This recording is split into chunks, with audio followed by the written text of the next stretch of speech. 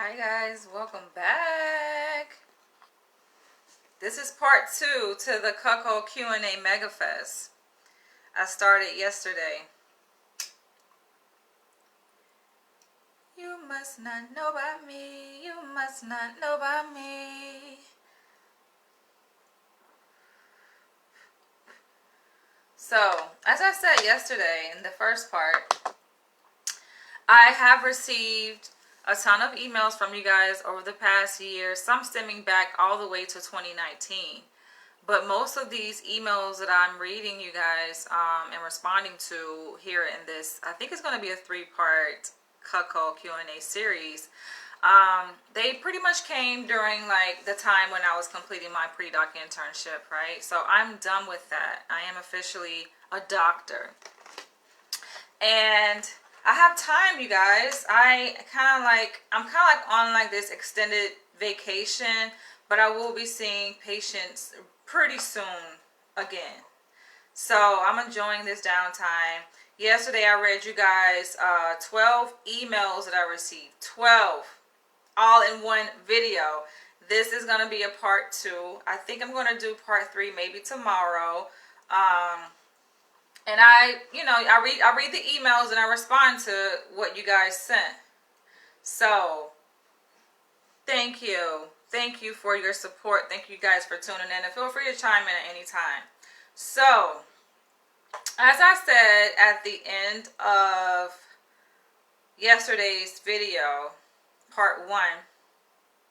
By the way, today is November 20th. It is 11:24 a.m. in New York City right now.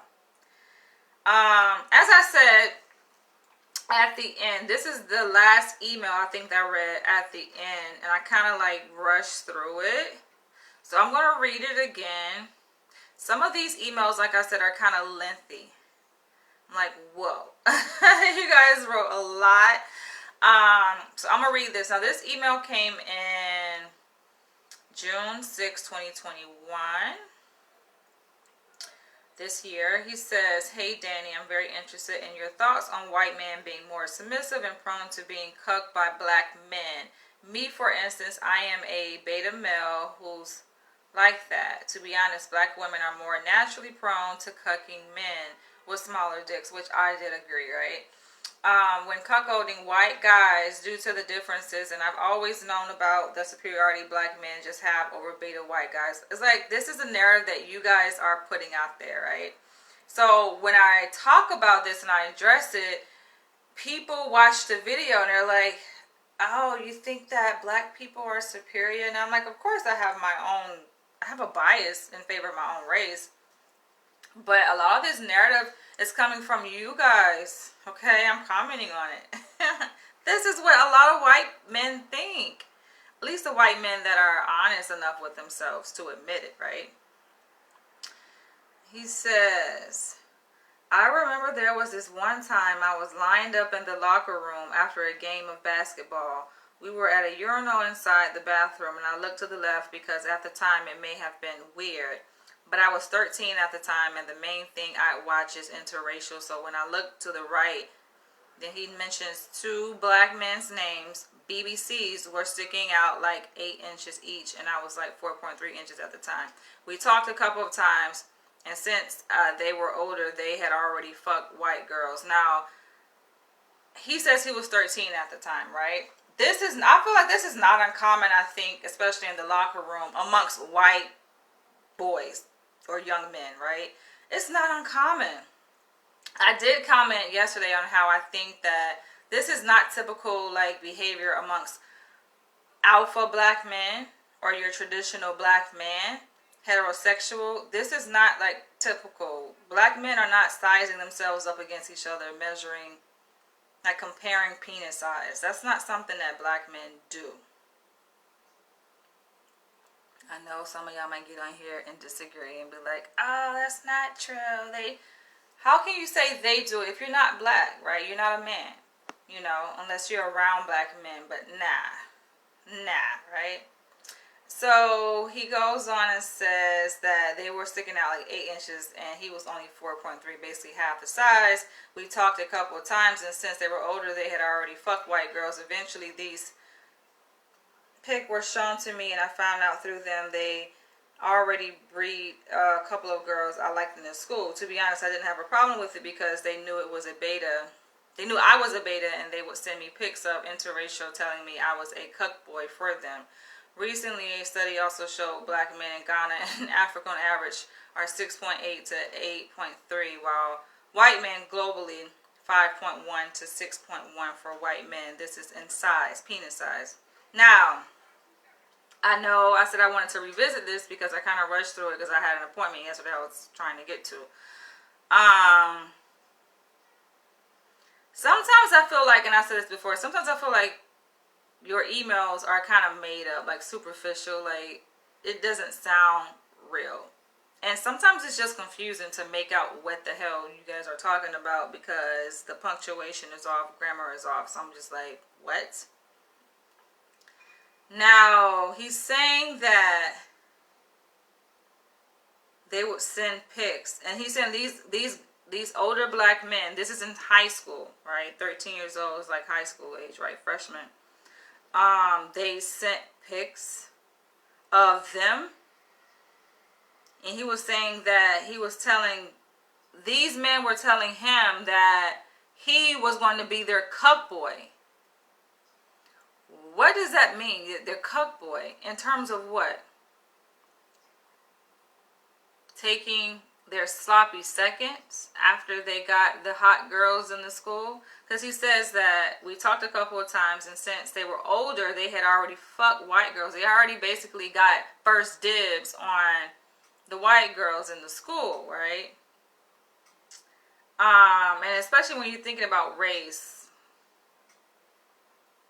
white women, even in our society, not just like on a microcosm level within, let's say, a high school setting or college setting for that matter, white women are kind of esteemed as like the cream of the crop, like the top, right? But nowadays, I think the narrative has changed to more like exotic women, like non-black and non-white women. So the women, like let's say from other countries, South America, you know, the Caribbean, like women who are like more like fair tone but have like an exotic kind of features to them, right? They're kind of esteemed like the cream of the crop. And so I think it's interesting for a white man. Well, he's a man now, but he's reflecting back to his like upbringing, how he was in a situation where the black men basically got first dibs on the prized women, so to speak, right? Over them. So it kind of speaks to the preference of these women, the preference of these girls, right? In favor of the black men as opposed to white men. He's saying they would send him pics of interracial, telling me I was a cuck boy for them recently, and then he talks about a study that kind of substantiate the why of the preference.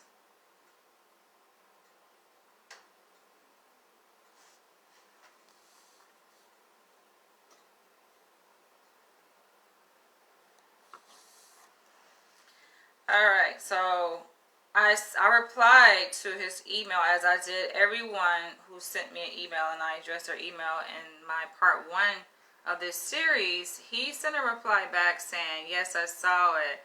I did not mean to offend in any way, my bad. How do you feel that you offended me? I think oftentimes you guys misread me. I can speak a certain way, and I definitely have a certain kind of energy, but don't take that like as if I'm offended or I'm frustrated or I'm bothered. No, I just have a way of expressing myself that I feel like resonates, you know, in communicating my emotion. Hi, Danielle. I personally think it's been further fetishized with the race aspect to it through porn. We have to take into consideration cuckolding arises in other countries where race is not a factor. I think race is a factor globally. So to think that race isn't a factor, it is a factor.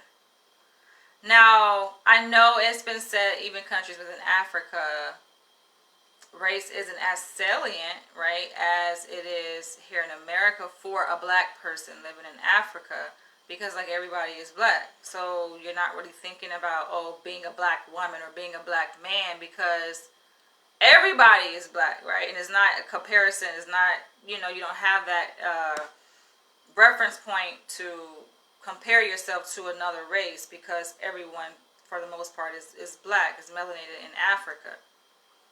But race is definitely a factor globally. All right, so I wanted to kind of revisit that email. Here is another one that was sent. This was sent yesterday. So I am reading the most recent emails, and I'm kind of going back in time. But this one made it to the top of the list because it was sent just yesterday. And this person says, do black men, and he's a black man based on the picture. And I'm just like, okay. And I think he also messaged me on Facebook.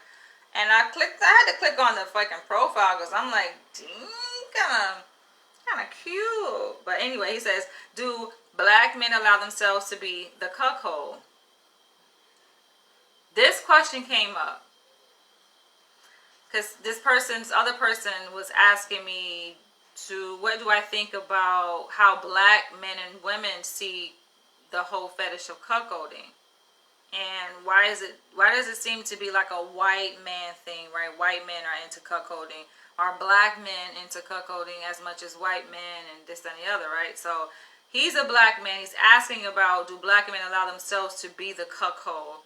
Having a bull with their wife or a significant other, stereotypical, is a white man thing.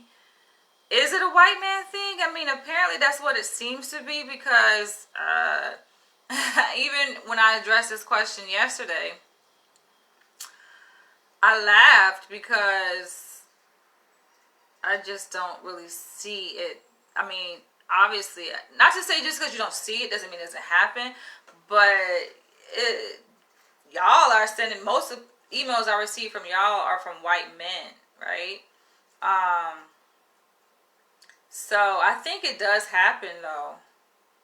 I think there are examples of black men like swinging, right? Because swinging and cuckolding, there's like overlap to like the swinging fetish and the cuckold fetish. You think about it. Now, how I view cuckold is kind of more one directional in a sense, where you have a couple and the man is kind of just sharing his wife. It's not like he is also, swapping with the other partner, right? As it is in swinging, where they kind of swap partners. Is more, I feel like cuckold is more one directional and swinging is more like bi-directional, right? Where they're trading places. And so I think what you see more common is swinging amongst black couples compared to cuckolding. I don't think that there are too many black men are just gonna sit back and be like, all right, get off on seeing another man just fuck his wife, unless he's fucking that man's wife too, right? It's like an even exchange kind of thing.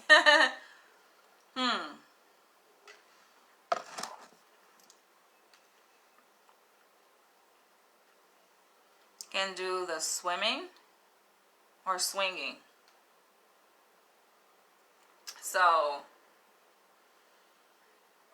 but I'm thinking, because I'm like, I know it exists. A lot of black men are cuckolds and don't even know they're cuckolds. Basically meaning like, I mean, I guess to be cuckold, it has to be consensual, right? But a lot of black men are being cuckold kind of by proxy, just not knowing that their wife or female partner is being fucked by other men.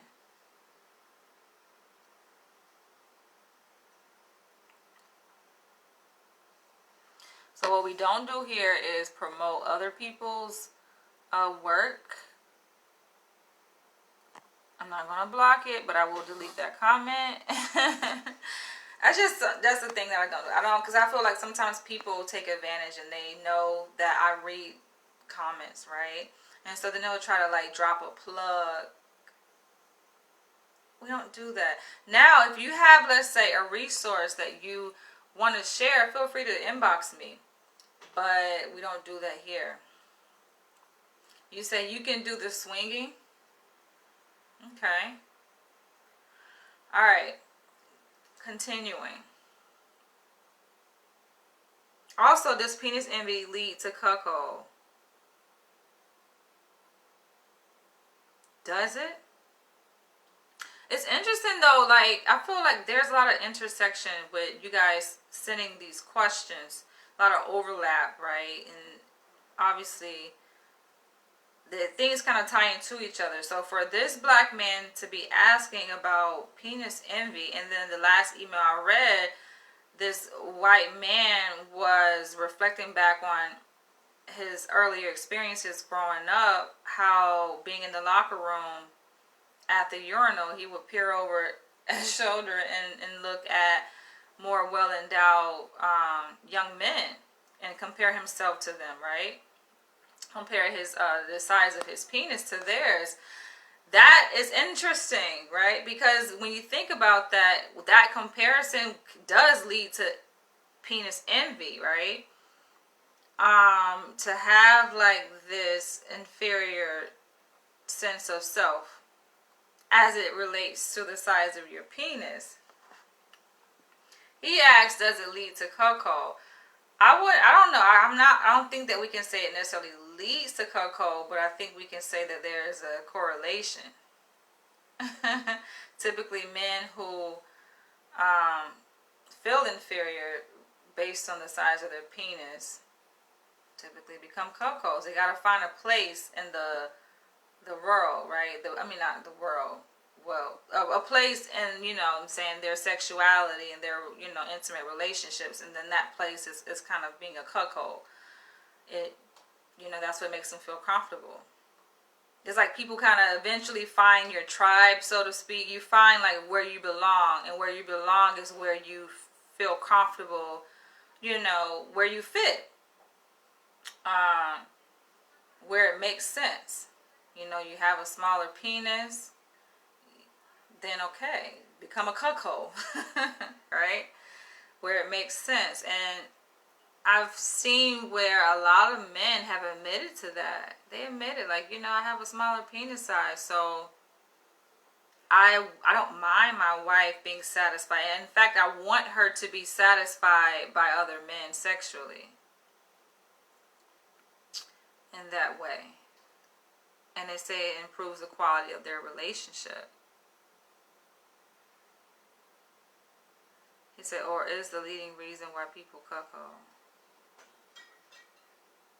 I would like to remain anonymous for the live. Listen, y'all don't have to worry about remaining anonymous. When you send me these emails directly to my email address, I don't have an interest in mentioning your name at all. So you don't have to worry about remaining anonymous. I mean, you can inbox me, like I said, and I'll go and check out the resource. But to drop names and links and all of that, I feel like, nah, we don't do that here. Alright. It's like plugging. We don't plug. No. Don't take it personal, baby. It's just business.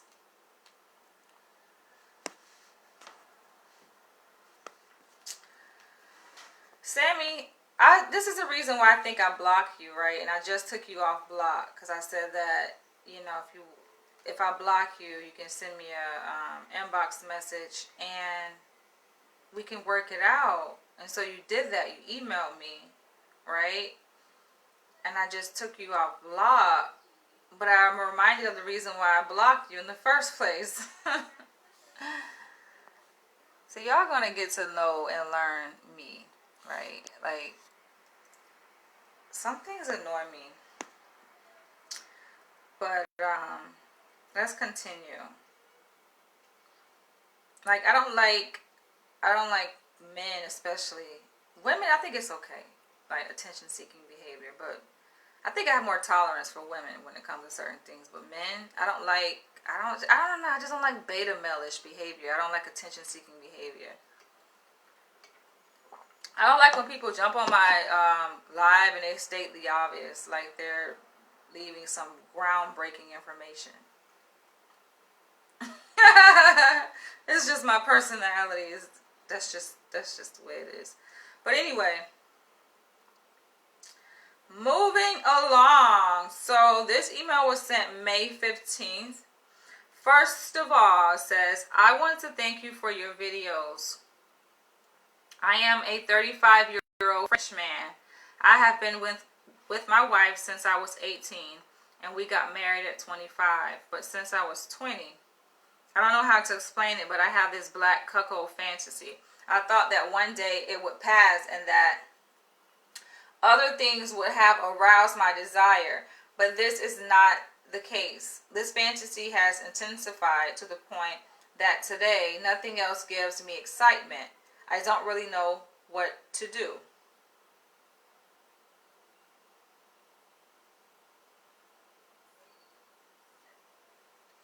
I wanted to ask you if you do any consultation or personal coaching for these topics.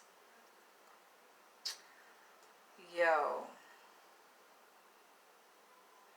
That's a long time to be married. Since 18. They got married at 25 though. And his fantasy, his cuckold fantasy, developed when he was 20. His black cuckold fantasy. And it just keeps growing. That's just how fantasies work though. It's like if you don't feed it, you think it dies. It doesn't die. It's like an itch. Like if you think you ignore it, it doesn't. It intensifies, like he said. It has intensified to the point that today nothing else gives him excitement.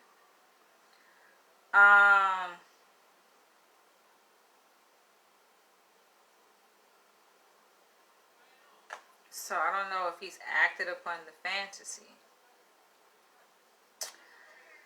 But I replied to his email and I said, I don't offer coaching or consultation, which I don't. I talked about that yesterday. However, I will be honored to do a video on this specific topic, keeping your identity confidential. I asked him, what exactly is your fantasy? He has this black cuckold fantasy. What does that look like? I have tried the cuckold with several white married women and they want to repeat. Now, Zalazer, okay, I have to give you a clap here. Not because you're fucking white women, but because you have progressed, I feel like, in terms of your presence here on my live videos, because usually you just pop in and say, oh, hi, it's Eleazar from Spain, right? And you don't say anything more, but you got the courage to engage. And not only engage, you are vulnerable in sharing your personal experience. That I can commend, that I have much respect for. You deserve praise for that. You guys will learn me. Like, I like to do positive reinforcement towards people who are very, like, they're vulnerable, because vulnerable shows strength, it shows courage, right? Now, granted, I get it. Some of y'all are intellectuals and you like to rationalize things like me, and you're kind of all up in your head, right? And that's good too. But I feel like the true way of connection is just sharing, right? You sharing parts of yourself. And I do that here with you guys. I share parts about my personal life experiences. And so, I like that. Now, you know I got questions now. See, Zeleazar, the thing about you, you'll pop in and then you bounce, okay? So, if you are still here watching, you know I have questions about that. I mean, the basic, most pressing question is like, I mean, you don't have to listen. You don't have to answer this. You don't. You don't. All right. So I asked this person, what exactly is your fantasy? Could you be more specific? Yo, people be writing long ass essays voluntarily.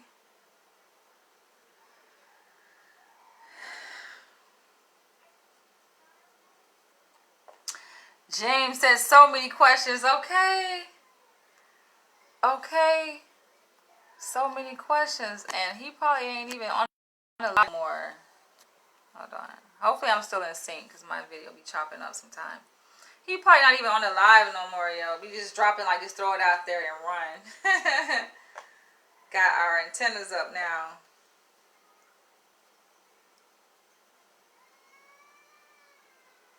You're asking me, have I tried? No, and that's the thing. A lot of people assume that because I talk about it. And somebody left a comment on my part 1 Cuckold Q&A Megafest video yesterday, and they're like, oh, you sure like to talk about cuckold a lot for you not to like it. I'm like, first of all, I have to correct this person because I didn't say I didn't like it. I mean, how can I know if I like something if I haven't tried it? So it's not that I'm saying I don't like it. I'm just saying I haven't done it. I haven't done it. But I do talk about it because it's alternative sexual lifestyle. Hello, I told you guys I'm into BDSM. So that's like encompasses a lot of different things. And just because I have my fetishes within BDSM that I like doesn't mean that, doesn't mean that I've done everything within BDSM, right? Because I did a video on the top 100 fetishes according to FetLife within BDSM. There's so many, and that's just the top 100. There's so many. So, but I think I'm drawn to it because it's different. I like different shit. This is not the only thing I like, though. I mean, I like talking about race politics. I like obviously talking about human behavior, the mind. I like talking about the universe, history, the origins of humanity. I like talking about outer space and aliens, and it's a lot of shit I like talking about, okay? So this isn't the only thing. Y'all can feel free to change the topic of the videos. Just throw it out there. Email me and say, hey, I'm interested in talking about this. What do you think about that? And then we can have a discussion about it. But this is what you guys like. So I feel like y'all putting it on me, right? Y'all like, oh, you sure like talking about cuckold a lot. Y'all like talking about a lot. Do you see how many freaking emails I receive on cuckolding? Not only that, when I make a video on it, you see how many views I get? So don't you think there's like a circular causality with me talking about it? That you guys are a part of that circular causality too? But yes, I am open-minded. But I'm very conservative too. So I'm balanced. But I feel like we're stuck. You got to stuck with Zilazar because you just threw it out there, right? You made a comment saying that you have experience with this. And then you just left us hanging. You just left us hanging saying that you've done it with several white women. And that was it. You just left us hanging. And you said they want to repeat. I guess my question would be, if you're wanting to answer this, you don't have to, is like, where did you find them? Like, how did y'all meet? Right? Just walking down the street or... Alright. So this person says, thank you very much for your answer. We are therefore a French couple, white, and now have children. I would try to be more specific by remaining appropriate. So imagine my wife having sex with a black man. Gave me a curious excitement when I was younger. I was, however, very jealous. But this idea had disturbed me. He said, imagine, did she or did she not? But are you saying hypothetically? Let's go with hypothetical. I started consuming this type of videos on porn sites for several years. A lot of people mention porn as being a contributing factor, like a major contributing factor to the fetish. Like it feeds the fantasy.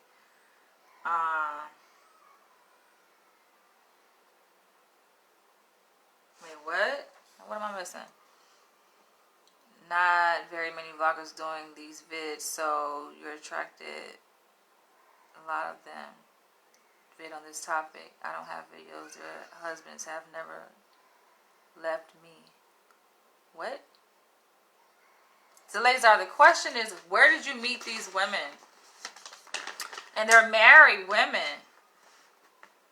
Are you saying that the husband never let you record videos? That's a whole nother topic right there.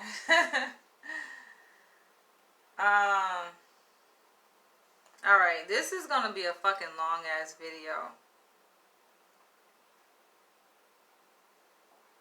But yeah, people talk about porn a lot as it relates to this fetish. And some even suggest that it's porn that kind of sparked the interest. But I'm like, I think it goes deeper than porn. What? Because people just say, you just turned on your laptop, or you just turned on your phone, and then you just typed in a porn website, right? And then you specifically clicked on a certain type of link, fetish, within that website, and then boom, it just turned you on. It's just like, no, that's not where it originated. But I read a comment from someone, and they were trying to suggest that it's porn that kind of sparked their interest, their desire, and this fan. I'm like, it's not. No, porn feeds it, but that's not where it originates from. You gotta go deeper than that to know what is it, right? Porn helps nurture the fetish, the fantasy, the desire, but that's not where you get it from. That's like for me, for example, I can admit that, yeah, it was porn. It was videos that I saw on a porn website that kind of nurtured my desire, my fantasy, my fetish for bondage.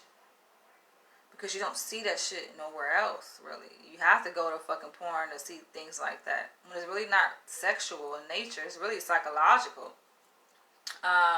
But you're not going to find like bondage videos on any other platform other than a porn site. So that's why I was there. And in watching women in bondage, that turned me on. It's just like I resonate with the woman. But for me to say, it was porn that motivated me, or that is the cause of why I like bondage, I can attribute it to porn and say, that's the reason why I like being tied. No, I think that it feeds it, but that thirst, that desire goes much deeper than me stumbling across a area or niche type of video entertainment on a porn site. It goes deeper than that. So that's the area that I like to tap in with people. That kind of unknown mystery of the why and where did it come from, right?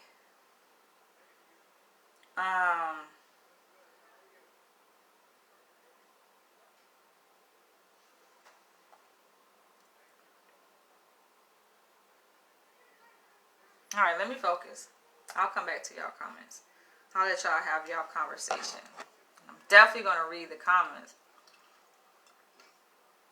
I might come back and do a whole separate video just on this comment section. Don't worry, you will remain anonymous, okay? Your name is not important.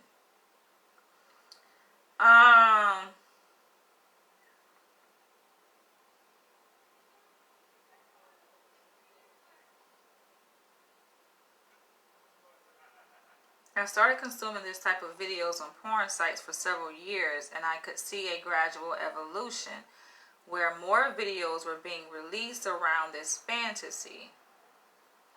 It helped focus my imaginary sex life around it. So he didn't act upon it. Gradually, this fantasy became the most powerful, the one that gave me the greatest excitement and the greatest pleasure. And it has also evolved. If at the beginning I was simply a passive witness of the sexual act between my wife and her lover, there was a dimension of humiliation that came into play. I like to imagine being compared with his bull, or her bull, right? right? Or I guess the bull in the video, right?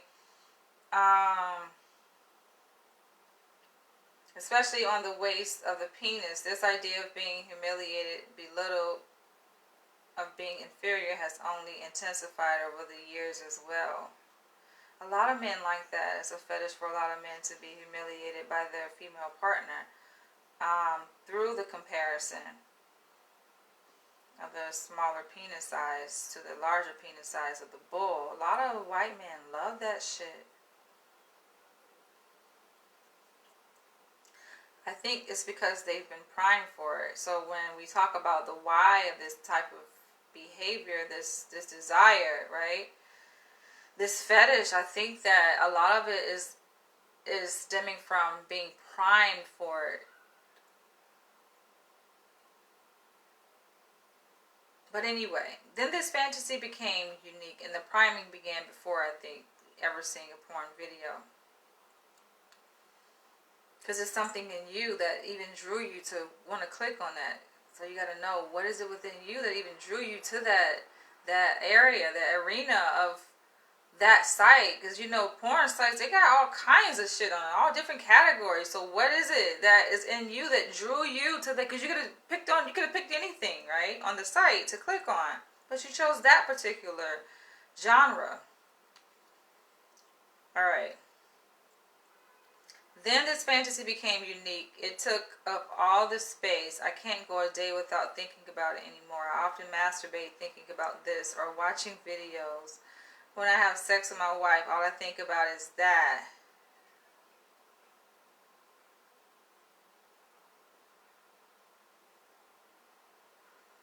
It's the most exciting thing, and even the only thing that really turns me on.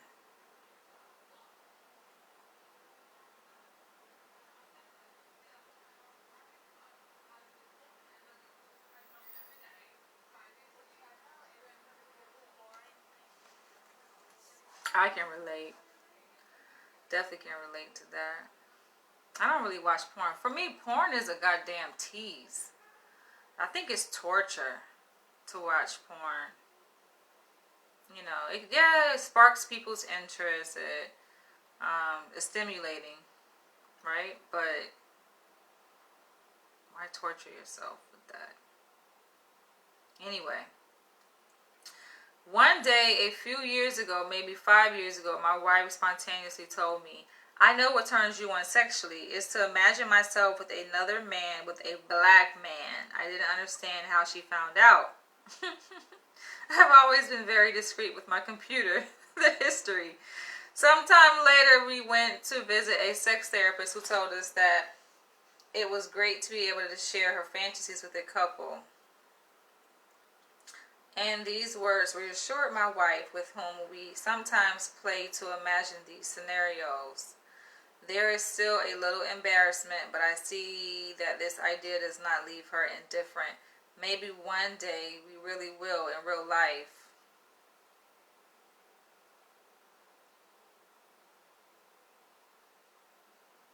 What?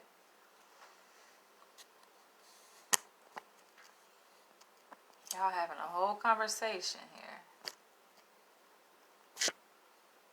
All right.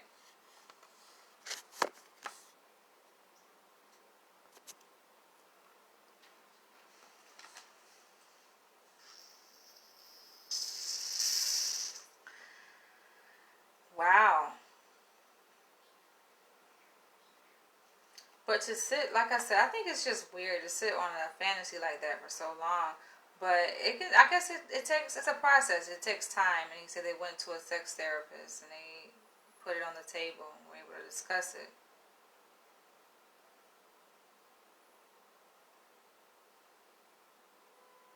I talked about this in a how-to video. Someone wanted my advice on like how to convince his partner, like to persuade, I guess, or invite her into this realm.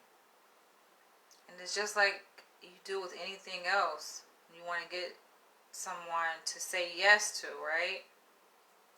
And make it very difficult for them to say no. You have to first initially it's a stepwise progression. You don't just like drop the bomb all at once. You know, you do it slowly, kind of inching your way into, you inch the idea and introduce it to the person like very slowly. Oftentimes people do it through like reading books, sharing books that you read together, videos. It depends on if your partner likes porn. Not everybody likes porn. For me, I'm not really a fan of porn, but I do like stimulating videos though. I like documentaries too.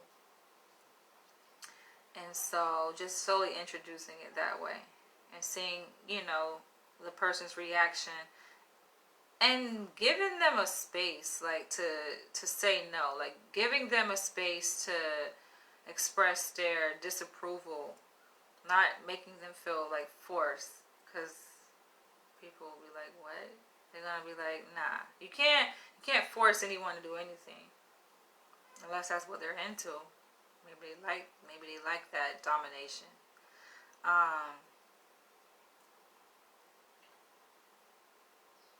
This does not prevent me from feeling uneasy. If my wife thinks it's just one fantasy, she doesn't know it's my only fantasy, my only source of sexual arousal. Yo, but that's weird, to be married and not to be able to like live out your fantasies. You're saying that is your only source of arousal, the only thing that really turns you on. So what are you doing in the meantime? But I guess you're having sex, you're just imagining while you're having sex another man having sex with your wife and her humiliating you. That's a lot of mind. That's a lot of mental work, I think.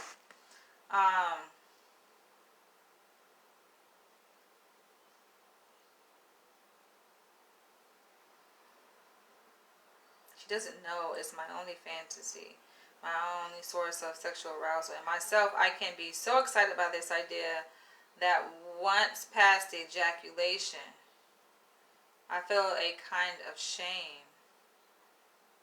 I studied anthropology at university, and from a critical point of view, I know how this type of fantasy has been socially constructed, where they historically originated, on what basis they rest prejudices, stereotypes on a history and colonial issues that I hate at the highest point. It's very broad what he said.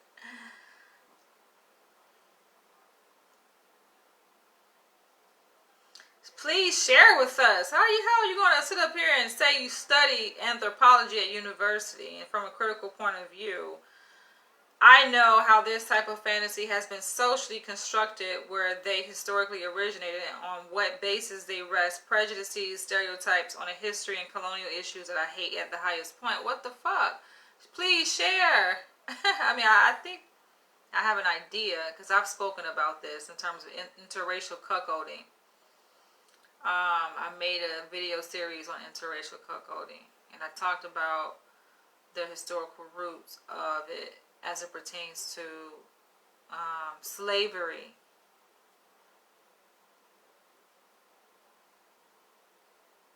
Do you see the paradox? It's all this difficulty in living with this type of fantasy, sexual drive that gives me so much pleasure at times and makes me uncomfortable and uneasy at other times. Yo, it's a lot. He sends another email. I will be very honored to listen to you in a video on these topics, because I didn't do a video yet. So he's like, what the fuck? Here's the video. I wanted to remain anonymous because, as I explained it to you, it's not a subject that I approach or talk easily. Of course, you will remain anonymous. I have no interest in mentioning anybody's name.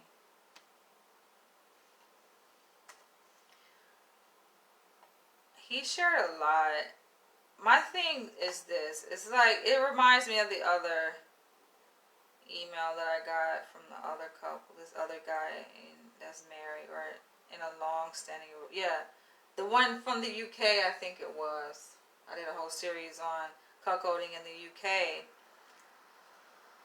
And he's kind of like in the same situation. Like, he has this Asian partner. They've been together forever.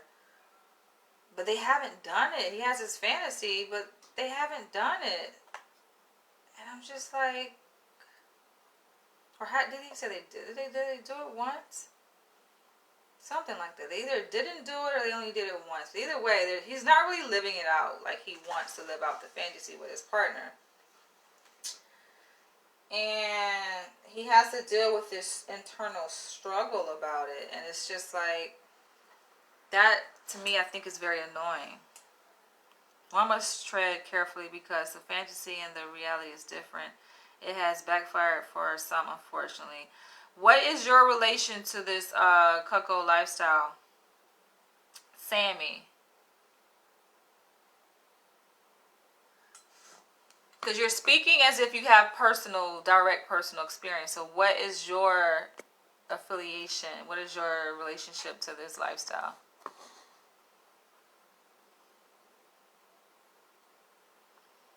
I feel like there are a lot of videos. I mean, from what I've seen, just typing in YouTube, I've come across other videos of cuckolding. I haven't watched any though.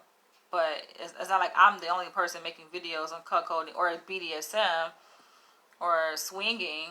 Maybe you have to type in a different search word to find it.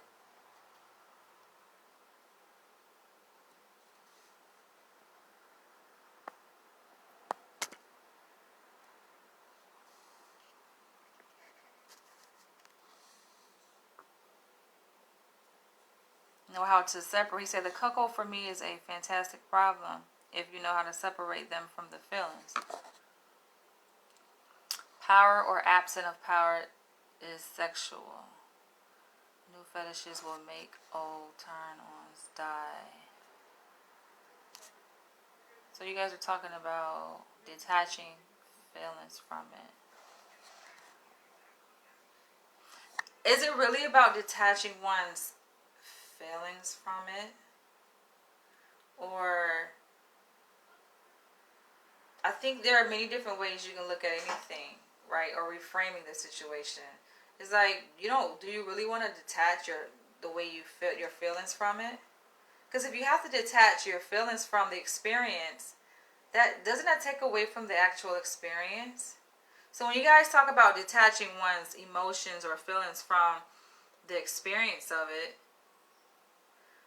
if you got to do that, why do it? Why are you doing it? Psychologically, I think you're shooting yourself in the foot if you go about it that way. You shouldn't be doing it, right? Because I know there's some men that email me that talk about how their female partner has reservations, right? And feels inhibited to move forward. And I feel like those emotions, those feelings are worth addressing, right? Like, you don't just throw them away and say, all right, kind of fuck your feelings. No, it's a reason why you work through that, right? And I feel like to ignore the way you feel about something is doing yourself an injustice. That's interesting perspective, though.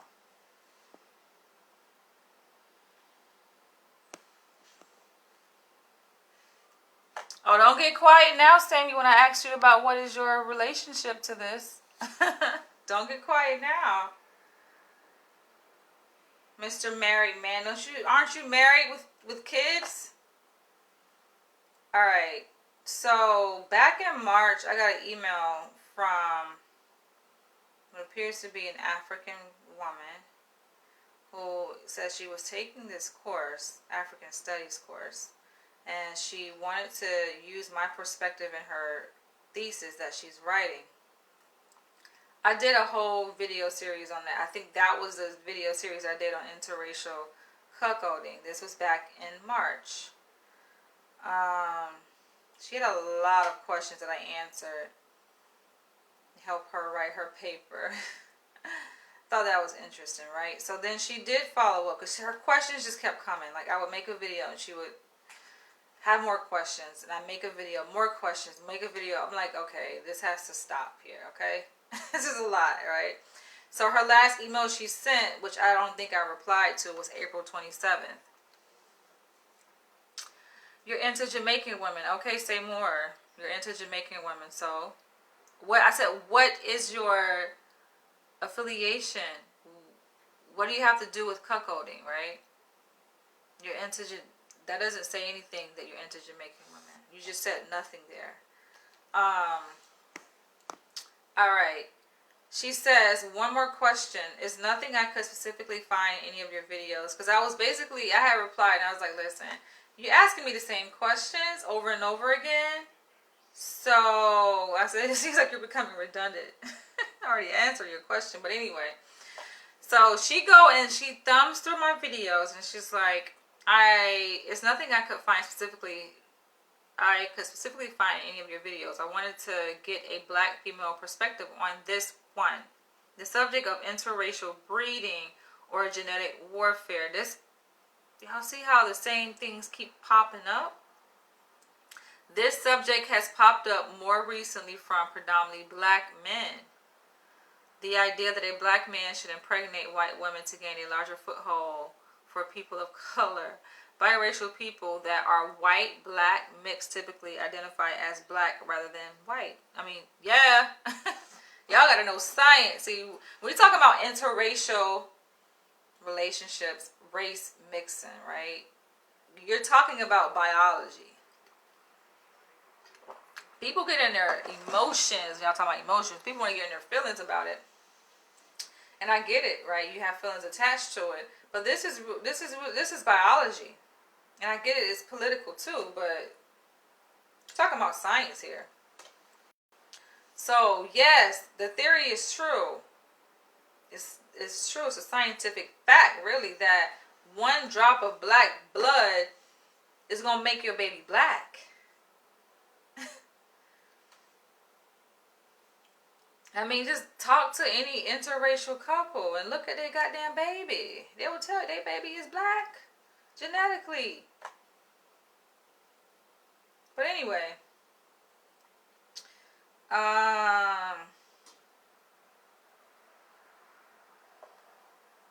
yeah, they identify as black. I feel like sometimes on interracial children, they identify whatever is convenient. You know, oftentimes they don't really fit in either race. They don't fit in with the whites. They don't fit in with the blacks. But they had to decide which group of people they fit in more so with. It would be the blacks. Yeah, we'll accept your ass. We'll accept anybody, really. These few pro-black men who are willing to do this see this as a slow victory in the future. And some of my responses, they see this as them stopping racism and equality. And I was just on this interview panel with Dr. Umar Johnson. He's an internationally renowned school psychologist. You got really quiet, Sammy. You ain't got no more to say now, huh?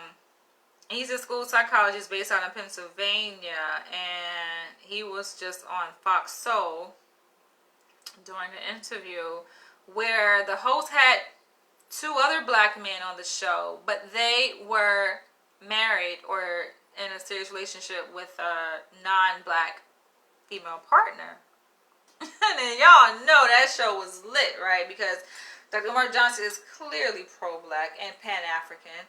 A lot of people don't know what the hell pan-African is, but it just, like the name implies, like it sounds like, you know, you just, about everything as it relates to the African race, the diaspora of African people, uniting, bringing together, putting African first above anything else. Not to say you hate other races, just that you put yourself first. That should be natural, right? That's not something that should necessarily need to be taught, right? But yeah. So anyway, and so the other guys there, like, of course they were ruffling feathers because they were pro interracial, right? and they were rioting for their relationship. They were really defending it, you know. And one of the things that came up was that they felt that it was a way to unite, and he thought it was ironic or kind of funny that Dr. Umar, he's saying that he's fighting racism. Of course, it's many different ways to look at a thing, right? And so his way of combating racism or racial oppression is to build our own, do for self, right? And his ideology is modeled after the likes of Marcus Garvey, Frederick Douglass. Just go out and create your own, which that's what Marcus Garvey was a proponent of, right? And so with that, he's saying Black New World Order is kind of, yeah, it's very silly. I think it's silly in the sense that it's tied to porn. That's the silly part, and people are really taking it serious when it's really just a catchy porn title. I made a video on that. Someone asked me to talk about Black New World Order, and I made a whole video. I think it was a series on Black New World Order. I broke that shit down, and yeah, a lot of people didn't like what I had to say. I don't give a fuck, because seriously. But anyway, so the counter argument to Dr. Umar in saying, okay, to combat racism, racial oppression, white supremacy, you go out and build our own. Just focus on us, right? Focus on our own, you know, build each other up. Build our own in terms of infrastructures, hospitals, schools, banks, and grocery stores, things that are important, vital characteristics of survival. And so the other two black men on the panel, their counter argument, because they're engaged, they're, you know, dating or married to a non-black woman, they're like, well, we're actually combating racism, you know, by mixing, because it's just really about falling in love. That's what it's about. It's just if we just come together as different races and just love each other, that softens like that harshness, right? That softens like, and then that kind of eradicates, like, I guess, misconceptions about the other race, because you get to be in the same room, and you get to have conversations, and you build with this person of the opposite race, and you're sleeping with them, you know, and that kind of like gets rid of any negative thing that you had in your mind that you were told or conditioned to believe about the opposite race. So they clearly don't understand racism, right? I mean, what they were saying, I think, is good, and I actually get that perspective too, right? So I wouldn't say it's a right or wrong to looking at it or addressing this topic. I think that everybody is right. Everybody has a point in this discussion when it comes to the cure for racism, right? But for them to come at that angle in terms of, like, the solution to the problem, nah. I think that can be effective, yes, and just in an interpersonal sense, right, on an individual level. But to think that fixes racism, they don't understand what racism is. You have to know what racism is in order to combat it. That's not racism. People look at racism, when they think of racism, they think of like, oh, like, it's a personal thing where you know, a person hates another person because of their race, because of their color, their skin, right? Like the KKK, like, hate. No, that's, I think, an outward expression of racism, but that's not what racism is. Racism is a fucking system. It's a system. If you look at it from that perspective, then you'll see that procreating with someone from the opposite race doesn't necessarily fix racism.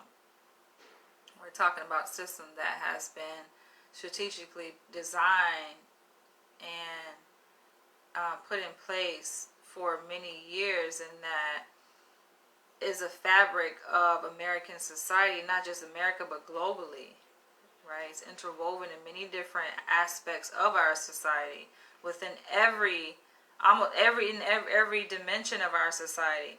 You know, whether it's politics, whether it's education, whether it's healthcare, like every aspect, media, every layer of our society, racism is interwoven in, right? So you have to know what racism is first. And to think that just procreating with someone from the opposite race is going to fix it, no, it doesn't.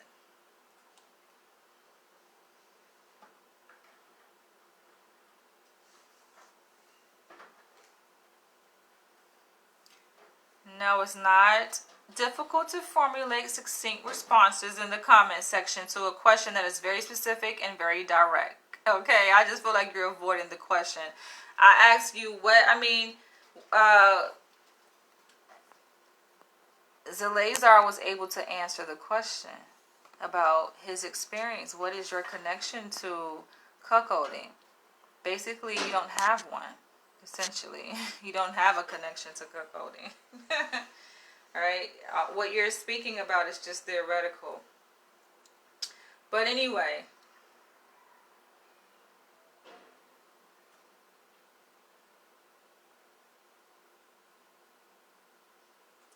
okay, continuing. She says, in some of my responses, they see this as them stopping racism and equality in the future. That's funny. That is freaking funny.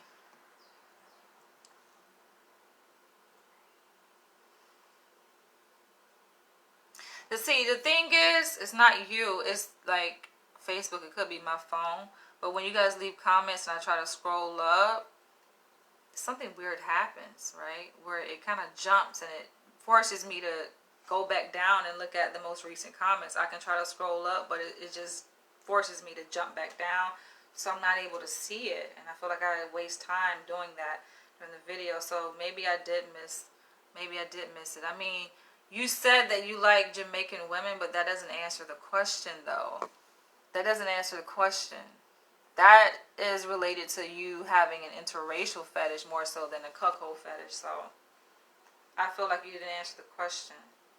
But this is the part I don't. That's the reason why I block you. I feel like, yo, you're this close to being blocked. I swear to God. I try to have patience. I really do. I try to have patience with you guys. I do. I swear. Like, I know it can't be me. It cannot be me. I try so hard. I feel like when I ask a very simple question, just give an answer, yo. Other than that, I feel like you're trolling. You're just doing shit to get attention. It takes away from the video. That, to me, is annoying. But anyway. Yeah, I don't like annoying people. And I looked them up as when I unblocked you, right, from my block list today, and I'm looking at other people who were there, and I'm just like, I'm remembering, I see why you're here. It's annoying, yeah. I don't like, and I think most of them are men. There's some women on there, very few though, but most are men. Just Anyway, yeah, that's funny though. That's funny. That's a good. I feel like that's a good rationalization for why a person. Listen, I feel like people need to be honest. And even like watching that panel, right? Those men were dabbling and beating around the bush on why, like, as if they have to explain why. But I feel like for the sake of understanding, right? Because there are certain type of audience, people who watch that show. This is Fox Soul. We're talking about a black audience, right? Most are pro-black. All right, yeah. I'm about to block. I'm sorry, I can't. I just can't. See, I tried, but I can't. I just can't. You rather type all of that than just to answer the fucking question. I can't. But yeah, knowing, like, for the sake of the audience purpose, right? And knowing that it's predominantly black, pro-black audience, and people are trying to understand the why of interracial dating, I have more respect for people who are just, yo, be honest. Like, even racist people, right? I grew up in the South, so it's not like I haven't been exposed to racist people. Yo, them motherfuckers is everywhere, right? I have more respect for overt racist people. Just put it out there, right? Just proud KKK motherfuckers. Just proud and racist. White and racist. Like, then motherfuckers who try to, oh, I'm not racist. Like, no, I'm not. I love black people. Like, yo. So likewise, in the same vein, I have much more, I would have much more respect. I would appreciate, like, the conversation on that Fox Soul panel by those two brothers who, are married to women outside their race. If they just, but they don't know. They probably don't know. I think it takes a degree of knowing too, right, to be able to explain. But they don't know.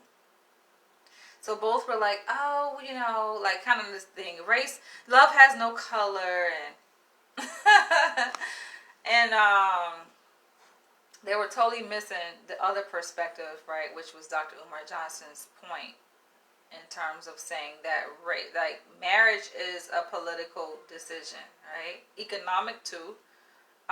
People say, oh, they marry for love, and that's bullshit, right? And like, oh, I can't help but who I fall in love with, who I marry. It's bullshit. I'm gonna try to not like stay too long, but I feel like it's the reason why I'm parking here, right? It is bullshit. Now, the falling in love part, right? People try to explain it by, oh, there are chemicals that are released, right? Those chemicals is kind of what softens your defenses. And that's how the process happens of falling in love. But love is still a decision. That may be true, right? In that moment, and however long that chemical reaction lasts, for a lot of people, their honeymoon phase is very brief, Then they're over that bullshit. And then their eyes begin to open up, and you begin to really see the person in front of you, flaws and all. And then you make a choice, right? So while, yes, it may be true that at the beginning phase, you may be googly-eyed and not feel that you have a choice, like love, is blind, I don't see color, but no, it's a choice. And we're talking about marriage here. We're not just talking about having sex, being horny and wanting to fuck somebody. Even that's a choice too, but we're talking about a lifelong decision that is going to have political, economic implications to it. It's a choice, and I think that people need to wake up a little bit to understand what it is they're getting into. Like I said, I get it from different perspectives. I just made a video about black washing white culture, where I talked about racism as a stage that we have kind of like been forced to participate on. So I think, if anything, those men, right, and the likes of those men who are proponents of interracial and are like, no, this is my woman, I love her, I think that for them to be conscious and aware, especially of the context, so I think that's important. Like I said, on one hand, yes, racism is a stage, and it's just like, okay, you're invited to the stage, but like, damn, you don't really want to be there. Do I really have to participate in this whole race war thing? Do I have to pick a side? Can I just be a human being, right? Can I just not really be obsessed with color? Is God, you're saying that you have a higher degree of consciousness, right? And you're a spiritual being. You've ascended to the highest level, likening yourself to God. Then if that's the case, does God see color? Is God obsessed with racism, right? So that's one way of looking at it. But at the same time, also being cognizant of just the reality that we do live in. And yes, to ignore it, I think is, I think it would be remiss to ignore these racial, political constructs that have become reality, that are real. It's not just an illusion, right? And that do impact people's lives on an individual and social level. It does impact people's lives, right? So yes, it does matter in that respect. And so yes, I have more respect for black men. If you choose that, and even black women, if you choose that, then stand firm on that and say, okay, I choose it, and know why you chose that. Because this is a reason why. Maybe not in their conscious mind, but it's definitely a reason why it's a choice. It's a strategic choice, right? And just own that shit. Just own it, right? I mean, it makes sense. I feel like why black people would date outside their race, even in the context of racism, racial oppression. That actually would be the driving force to do so, considering the residual effects of racism, internalized racism, right? So own it. But I think in owning it, then you kind of come to this higher level of awareness that, okay, perhaps, but that's a whole other level of conscious, perhaps this isn't the best course of action to take. But anyway, going back, because we're talking about interracial breeding here, right? Continuing, do you think breeding or genetic warfare is something that will have a positive outcome or a negative one? I know breeding is a whole thing. That's a whole fetish, you know, within BDSM. I answered that question, though, kind of yesterday. Do you think that less white people will bring less racism and equality? It's funny how, like, different people have the same thoughts. Because y'all see that I just talked about this yesterday in part 1. Somebody else was thinking along the same lines that she is. It was a white man that actually posed a question related to this. She's a black woman. Looks like her name is African, like Native African, based on the spelling of her name. It's interesting. These questions. I'm going to throw it out to y'all. What do y'all think? This is where you comment. Some of y'all don't know when to comment. This is when you comment, okay? When I throw it out there.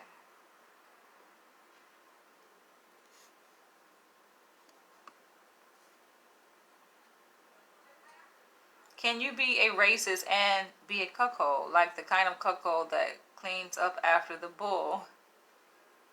LOL, possibly, yeah, but I don't know how to explain it. Yeah, I think you could be racist and be anything. Shit. Yeah. I think everybody participates in the system of racism. So, it's not a question of are you racist? Yes. Even black people are racist against their own race. Everybody racist. Everybody has a degree of implicit racial bias. Implicit and conscious racial bias, right? Everybody does. And I do think that a person can be racist and still be a cuckold. Even the kind that cleans up after a bull, because it doesn't have anything to do with liking or hating someone. I do know what it means to clean up. I think it's disgusting when I think about it, though. Ugh. Because my mind is very vivid. So I can see the image. Ugh, I can almost taste it. Ugh. Ugh. Ugh. Ugh. Ugh. Ugh. Ugh. But yo, these are some fucking fire questions. So fire. I don't know. I feel like it's a reason why I'm here. So somebody comment, people be commenting and say, oh, well, you must like cuckolding because you keep making videos about it. I've never tried cuckolding of this or anything of the sorts related, to cuckolding. Now, yes, BDSM, bondage, spanking, yes, heterosexual, yes, I'm heterosexual. I've tried that. I've done that, right? In serious relationship context. But I think what it is the interracial aspect of it. More so than it is the actual cuckolding act in of itself, right? The sexual act. Granted, I'm a sexual being, so yeah, I like sex. But I think it's the interracial part. Because y'all know, maybe you don't know. But yes, I like race politics. I do. I mean, it should be kind of clear from my page on Facebook. And also from my dissertation, right? PhD dissertation was on Black identity, acculturation, and implicit racial bias. So it's something that is definitely on my radar. I won't say all the time, but a lot. So I think, yeah, that's probably why, the interracial component. Because when you think about cuckolding, what is it? Cuckolding, a lot of it involves like interracial dynamics, right? White men, black bulls. So I think that's what it is. Bingo. And so I think these questions that she posed here,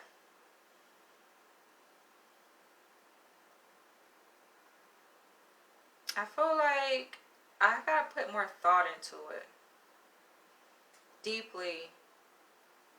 It's kind of like drawing a book out of me. It made me want to write a book, and I haven't written a book in a while, like years. But I mean, aside from my dissertation, of course, but that's different. That's a research study. But I mean, like a book, right? This is kind of like making me want to do a book. But yeah, because I got some things I want to say, but I feel like it's a way to approach it.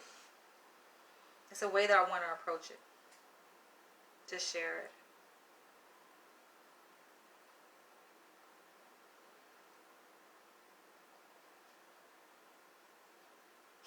Do I think that less white people will bring less racism and inequality? Somebody else said that too. I'm just like, I don't think so. I don't think it's a numbers game. Because I was having a conversation with this one guy, and he was just like, oh, it makes sense because black people are outnumbered. I'm like, nah, bro, it ain't about numbers. Thinking that, oh, we're losing because of numbers. No, I don't even say that we're losing, but it's not even a numbers game necessarily. It's a mindset. Would you encourage others in the black community to do so? Oh my God, I thought we gotta come back to that. Can you make a video response to this one? I'm almost done with my report. I've been getting a lot of good responses. I know her report is already submitted, but yeah. See, the thing is, I'm lumping all of these my responses to all these email in one kind of video. I'm trying to couch it like in a short 3-part series, when really, that's each question is like deserves its own video topic, to be honest. So I might come back and revisit that. But anyway, this video gonna be long as shit. All right, next email sent March 1st says, great job explaining cuckolding. Do you think white guilt plays a role in interracial cuckolding? This is sent from a couple, well, like a white couple by their name. White guilt plays a role in interracial. I just feel like the questions that y'all are asking, I've already said this, are leading questions. So you feel like, basically, you feel that white guilt plays a role, but then you want to see if I feel that same way.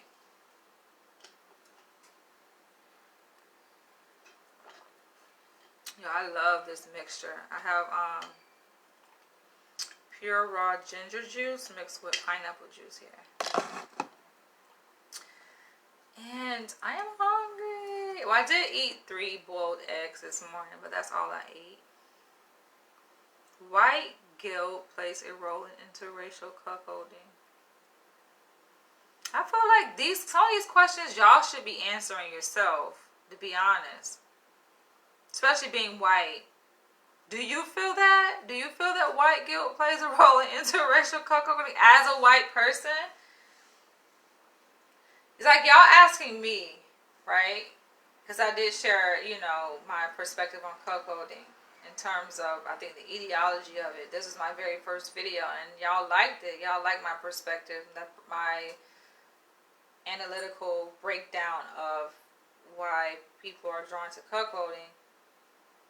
And then somehow y'all think I'm an authority on it. when y'all have a lot more in-depth experience than I have with it. I have direct experience with it, right? As a white person, as a white couple who most likely you done it. So why do you think you did it? Why are you drawn? You got these white men, like, I'm so drawn to black men. White guilt, though, I don't know. How would those two be related? Guilt? Perhaps the other side of guilt is fascination. So it's like the other side of envy is fascination. Like, people tend to envy things that fascinate them. You envy it because why? You don't have it. Somebody else has it. You admire it. You want it. You're fascinated by it, but you don't have it. So then it becomes envy, right? That fascination turns into envy. But they're like two sides of the same coin. Now the guilt part,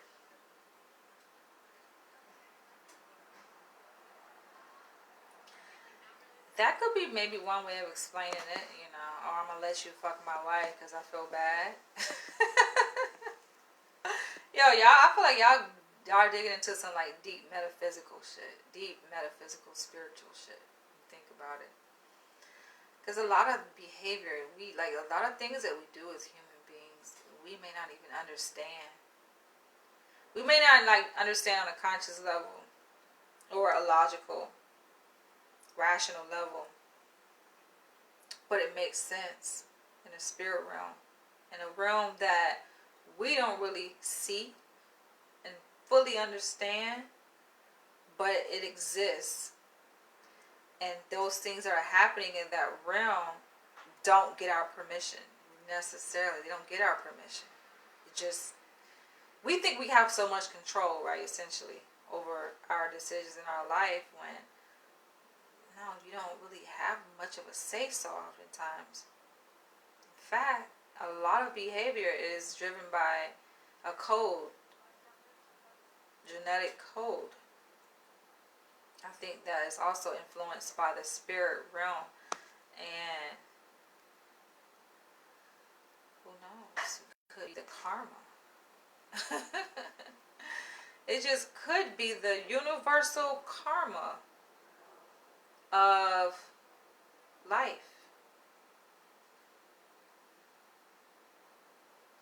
This is philosophy. White guilt, nah. White guilt plays into Black New World Order. How would it play into Black New World Order in terms of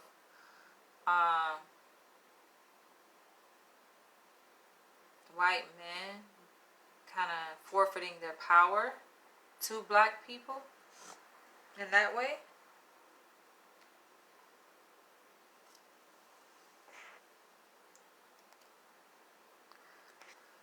I think I'm doing pretty good with time, considering. I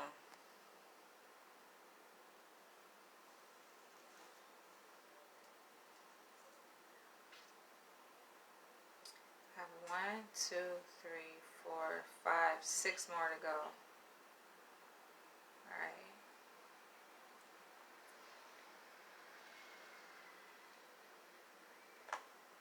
Listen, I don't mean to be a bitch, or whatever y'all want to call it, but I have to like be honest when I felt annoyed, and I set boundaries when I felt annoyed, because I feel like sometimes y'all do that shit on purpose, you know. But anyway, don't worry, Sammy, I'm gonna unblock you, okay, after the video. I just needed to put you in timeout. Don't take it personal. Please don't take anything that I say or do here personal. I know it feels very personal, but don't take it personal. I be trying to tell guys that I date that, but they take that shit personal. I'm like, no, you're not the first. Don't think you're that special. I think that's a degree of narcissism within men, to think that, oh, they're the first. They're so special. that the other first and only man that has suffered at the hands of my brutality. You're not the first, and you won't be the last. Don't take it personal, okay? Damn, I take that shit personal though. That fucking smoke in my eye. But don't take it personal. I still have love for all of you guys, believe it or not. Alright, so this next one, this was sent last year. We're going back into 2020. This was sent September 27th, the one day before my birthday. Alright, it said, "Hi, Goddess Danielle. My name is Jay." Ooh. I had to catch myself. That's the only way I would mention your name, yo. I ain't say his name because I was this close. Alright. "And I don't mean any disrespect when I say this to you. I'm a black male that wishes to submit to you and serve you." I see why I didn't respond. I don't like emails like this. Because I already, I think I make it clear that I'm a submissive myself. I like dominant men. I have no interest in a submissive man. I don't. That's a turn off to me. Alright? And people look at me and say, "Oh, well, you seem like you're a dominant woman."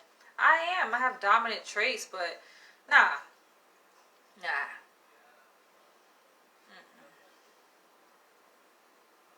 That dynamic would not work. Because it's just, I'm not attracted to that.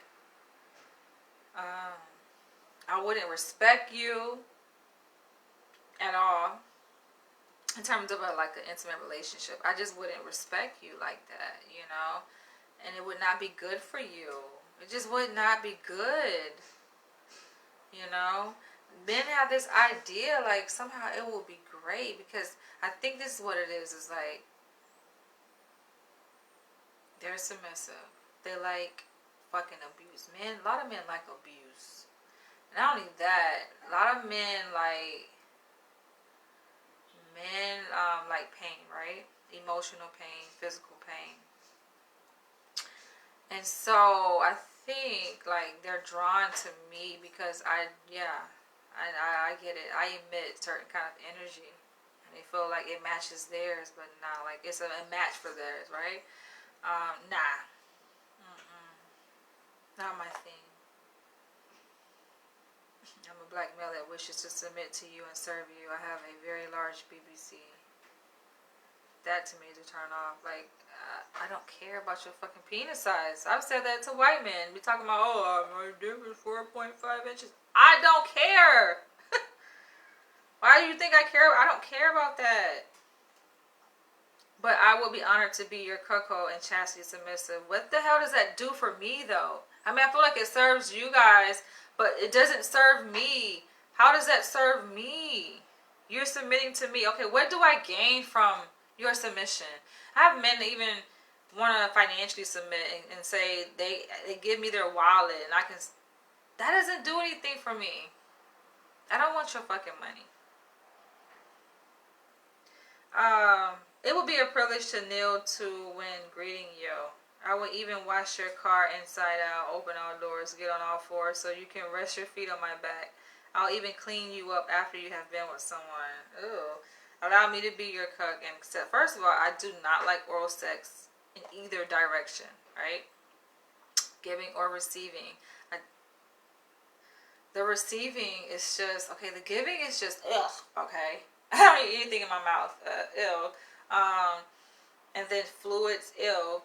And then the receiving is also ill because your tongue has germs on it. And it's touching my flower. And it's just ill, okay? And I feel like it's just unnatural. Anything that I feel like is unnatural is ill to me. But penetration, I love penetration. I get it. And I feel like raw sex is the only way sex should be had anyway. But that's just my perspective. And even though I make videos like this, perhaps I get it, not everybody sees all of my videos, so they don't know. These people are sending me these emails like this. They don't know. They're kind of just throwing it out there, kind of taking their chance or whatever. They don't know. But I'm not interested at all. Now, I know I've said this, that where, oh, I wouldn't talk to a person like I met like online or through like from YouTube or my social media. And I still stand on that, right? But let's just say, I get an email that is completely opposite of this, right? From a dominant man, black man, right? And he's attractive. Let's say like he attaches his picture. I feel like you gotta make it hard for me to say no, right? This is an easy no, right? Because I don't like submissive men, right? So y'all be throwing like these like offers or whatever at me. It's just, do you really think in your mind that I'm gonna say yeah? I don't know. But anyway. Whatever. I don't get y'all sometimes. I get a lot of things, but I just don't get how people put themselves out there to just be ridiculed and rejected. That to me is silly. Beneath you, my queen. Ew, get away. Alright. Next.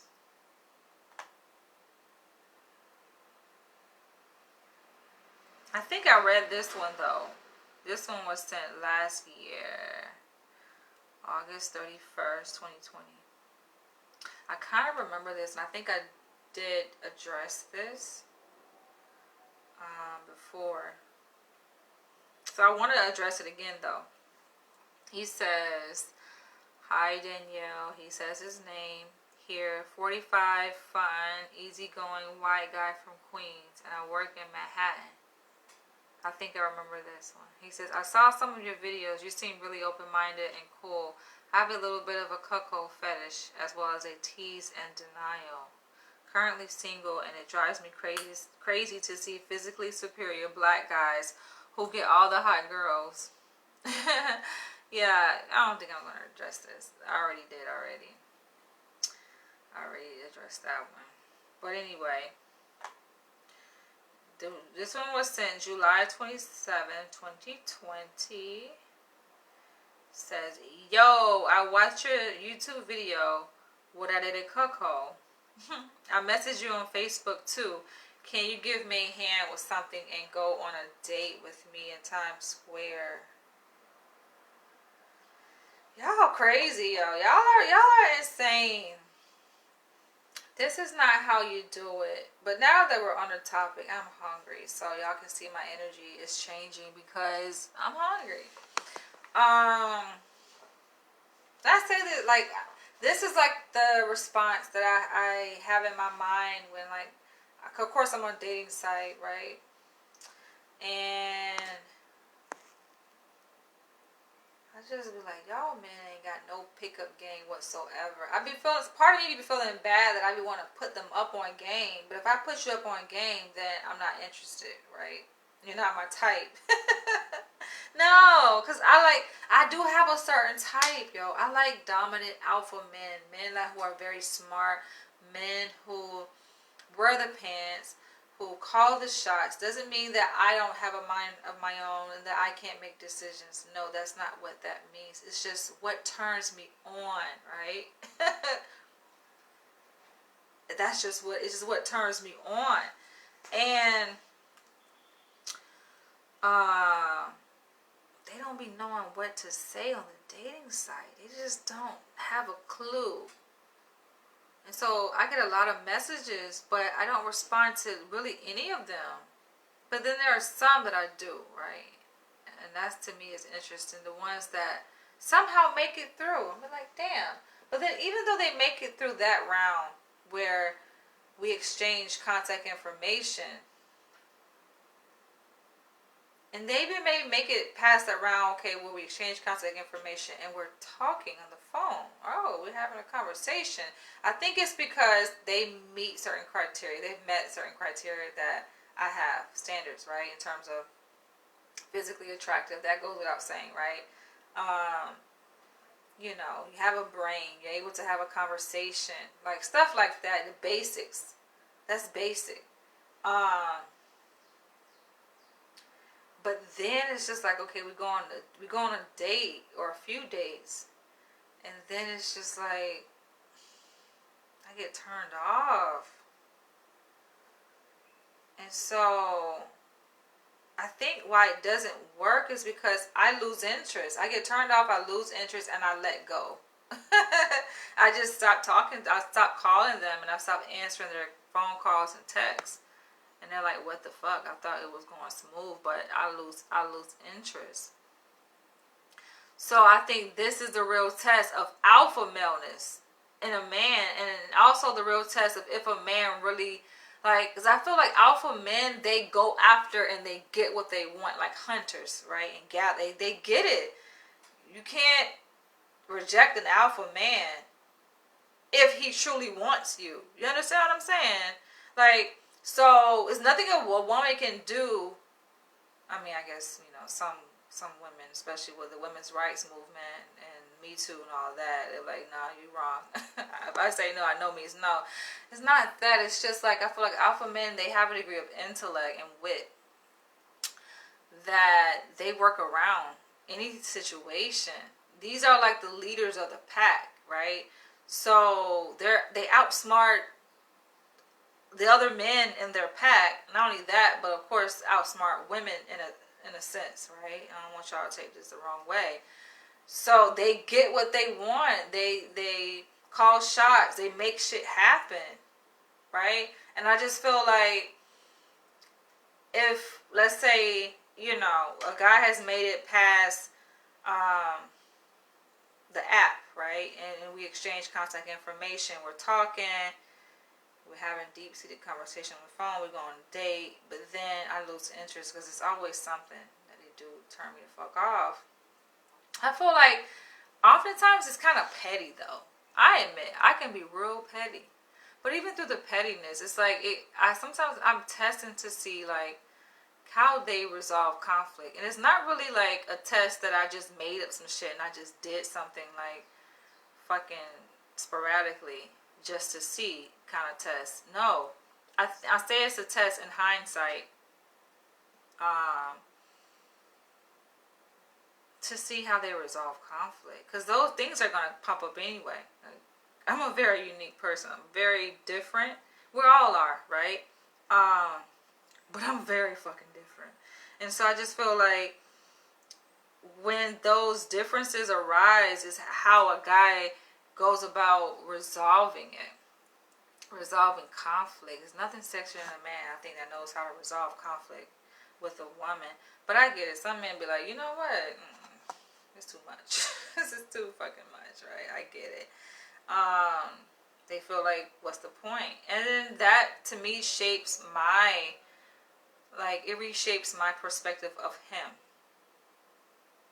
That's how I lose interest. Because I feel like my level of infatuation or interest in a man is also dependent upon, like, his level of infatuation and interest in me, right? A level of investment in not just me, but the relationship itself, like what we're co-creating. And if he has a nonchalant attitude, like, right, and it's not really, like, mindful of just certain nuances in dating, then why the fuck am I attending to it, you know? Like, I check myself periodically as I'm dating. I'm like, why the fuck am I attending? This motherfucker don't even care. Like, why the hell? So I lose interest, and when I lose interest, I lose complete interest. I'm just like, you know, nobody can out fucking lose interest me. You know what I'm saying? Like, you think that you're showing that you have a loss of interest. No, I can outdo your ass, right? Because I'm very competitive. That's just my personality. I have a very competitive, like, spirit within me. That's just me. And that's all the way around. You can ask like my colleagues, like even in a doctoral program, like I always been that way, yo. Even fucking grade school, just I gotta outdo every fucking body. But anyway, so like even like when dating, like I'm just like, so yeah. No, I cannot go on a date with you in Times Square. It makes sense though why I like this is not an act, you guys. This is me. I'm showing y'all like, yo, I feel very raw right now in this moment. You know, this isn't not an act. This is your girl. This is me. And so that's why I like alpha men, because alpha men, though they're rare, I feel like, no, I won't say they're rare. There's a lot of alpha men out here. But by comparison, I guess, to like all the other men, they are outnumbered by beta men. But I like alpha men because they're just smart as shit. And oftentimes, alpha men kind of it's like, I like the competition. I like the challenge, I guess, I experience with alpha men. You know, and that's what kind of creates that dance, that romantic dance. And then that's when I submit, yo. So I feel like it's a rhyme and reason to like my behavior. But yo, ooh, okay, I'm turning my own self on by just thinking about it. Let me switch gears here.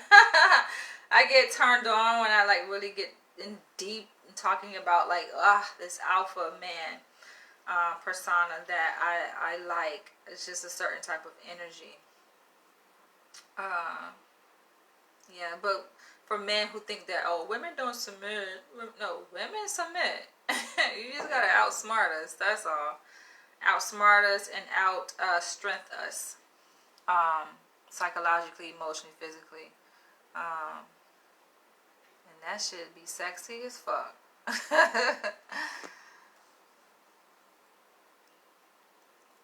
Telling submissive men you're not attracted to them because they aren't dominant, smart, or wear the pants is humiliating, which in turn turns them. I know it does. I know exactly that it does that, right? Not that I do that intentionally. It's just my moment of honesty of truth, like moment of truth, right? Me being honest and transparent. I know that. That's oftentimes the reason why I don't reply, because I know they get turned on by me putting them down, rejecting them, or humiliating them, right? Oftentimes I do not reply. I rarely really reply to messages like that. I don't. Alright, this one was sent July 10th, 2020. I've enjoyed your cuckolding views posted in your videos. Please do more of these. They seem to get the most views as well. Apparently. It's a YouTube algorithm. Certain topics just get more views. Would you be interested in exploring that under some contractual terms? I didn't reply. Then he follows up 9 days after that, July 19th, and says, "Hi, Danny. I often view your posts and like what you have to say on a number of topics. I especially like your 'he invited me to dinner, should I go?'" I remember that. Yo, 2020, even though it may feel like a blur, like, it has some nice moments in it. I meet all kind of guys, like, not just like on dating app, but like in person too, that come across me. There was this one guy, he seemed like, a lot of New York men are kind of like cocky or whatever, like they have like this cockiness about them, confidence about them.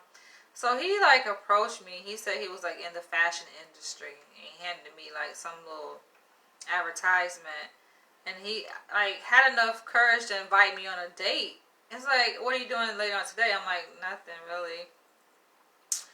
Oh, let's go to dinner. I'm like, I laughed at it, right? I'm like, oh. In my mind I'm thinking, I don't know you, but he was like physically attractive. And this was like in Midtown Manhattan. And so I gave him he was like, oh, take my number. Nah, dog. It don't go that way. I like when a man asks me for my number. It's just, I don't know. It's just something about chivalry and just old school way of doing things. When a man asked me for my number, so I had to let him know. Like I said, you can take my number. So he took my number, and then he like called me right away so I could have his phone number. And then, that during that encounter, the whole time, because of course, I read body language on a very subtle level, though. So I'm like scanning his body, as he's talking to me, and the whole time I noticed fucking his dick was hard. I'm like, why the hell he got a fucking boner? But anyway, that was that. I made a video about he invited me to dinner. Should I go? Knowing I was not going. Why? Because I don't do that. I need to get to know who I'm talking to. You don't get no dinner, no date with me just spontaneously like that. I mean, it gotta be a very special circumstance for me to just spontaneously go on a date with a guy that I don't know. Without having conversation with him on the phone. And I mean, by conversation, I'm not just saying like, okay, we call each other and talk for an hour or so and then boom, we're going to date. Nah. I mean like a consistency in communication to the point where I feel comfortable enough to say, all right, let's go on a date. So, nah. It don't go like that. And that'd be another problem with men on dating apps, because they be like somehow expecting a woman to go on a date the same day. Like, oh, let's go on a date tonight. I want to take you out on a date. Let's go to lunch. Nah, like just go to lunch just like that, like off the app, just straight from the app. We're gonna go to lunch. What? That makes no sense at all.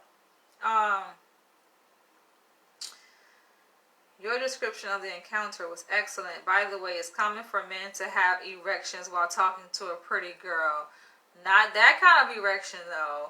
I mean, I get it. Some blood may be circulating. It may be flowing in certain areas, but nah, not that kind of erection. His shit was a little bit too erect. Like, it was very visible. I was like, nah. That, to me, I got turned off. I was just like, that's so inappropriate. That's inappropriate, yo. I feel like, yes, I get erections, one may say is a natural thing, occurrence or whatever, right? But you can control it. You can control it. And there are men that can control their ejaculation too. Don't tell me, don't get in here saying you can't control it. You can control it. Mind over matter. That's completely inappropriate. And even if you feel you can, you don't know how to do that within your mind, right? All you gotta do is fucking turn your mind on something else. But anyway, he should have just fucking tried to hide it or something. If we were in a relationship with you, I would be so turned on by that. Women need to be careful when meeting someone new. Exactly. May I volunteer to be your chaperone?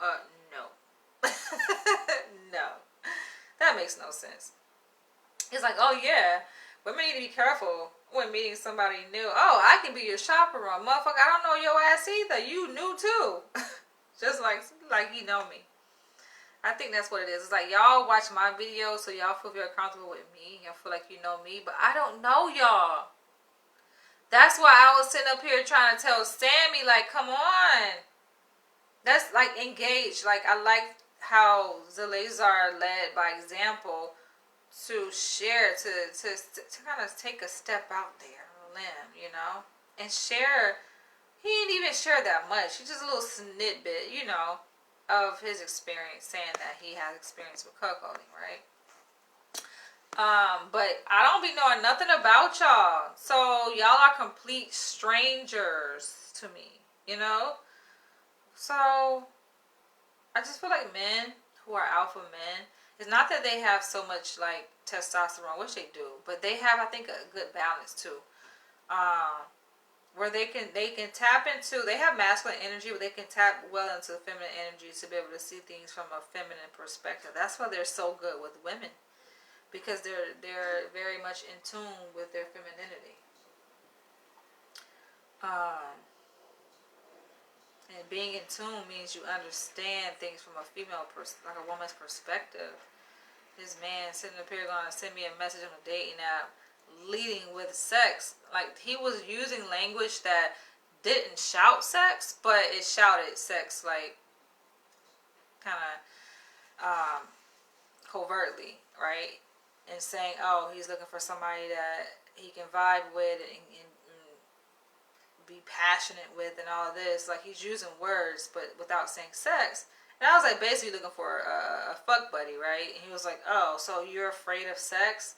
You can't manipulate me. I know exactly when a motherfucker's trying to use manipulation. How can you interpret me saying, oh, you're looking for a fuck buddy? I think that we are here for different reasons, to assume that I don't like sex. So his response wasn't an interpretation. In fact, it was an interpretation, but it wasn't his interpretation. It was more a manipulation, because he cannot think that what I said means I don't like sex. So that was not an interpretation. It was simply his ass using manipulation. And I'm just like, you trying to pick a woman up, right? But you're doing things that are counterproductive to that. We're already on a dating site. This is already a place where people don't trust no motherfucking body, okay? Hello. So you already know, with that being said, that a woman's guard is on 110. You know, all her guards are up, right? Even guards that don't even exist, they're there, right? And so you say and do things that further puts her more guards up. It's like, I don't think men be thinking, y'all like, that's how I know, like, you're not my type, because you're not smart. You got to be smart to interact with me. You're not that fucking smart, right? And this is not me being like, because I know people say, oh, like, you're tough, you know. No, this is not. It's just common sense, y'all. And if I'm one woman, imagine there are other women that think the same way. I'll be trying to put y'all up on game, though. You know what I'm saying? They just don't get it. So, of course, I blocked his ass. Like, you're silly. But anyway, good luck to you on your search. To assume that, no. Of course, I love sex, right? But that's the whole point of manipulation, to get me to say that, right? No, I'm always 10 steps ahead. But anyway. So, just like to feel the heat when sparks fly. I'm sure you do. Would like to see more of those types of vids. Please do a video on human sperm competition. He's the reason why I did that video on human sperm competition theory, which I had never heard of prior to him messaging me, right?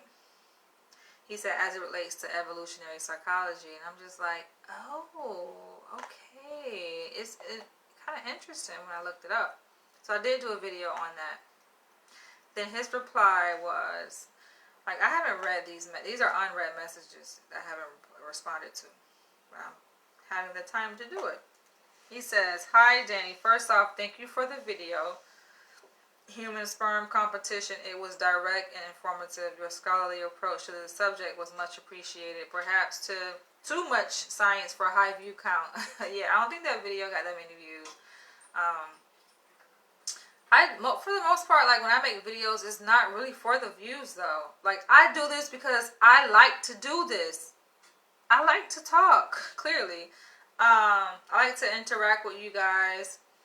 I like to vlog. So that's why I do videos. It's really for fun, just for the sake of doing it. But yeah, I'm a YouTube partner, so I'm monetized.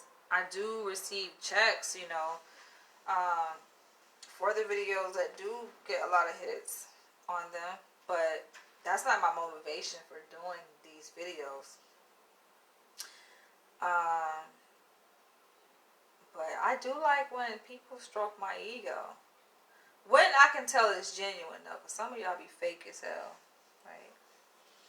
Human sperm competition may be pseudoscience. I don't know who to give credit for the idea, but it's interesting. Seems like an easy experiment to design. Just have 2 men ejaculate into a cup, wait a few minutes, then sample the number of surviving sperm. I don't think it will work like that, though. Basically, the premise of human sperm competition theory is that it's assumed that when there are men who are competing to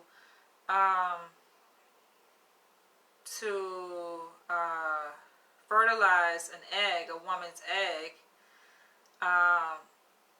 it has an effect on the number of sperm that they produce, essentially.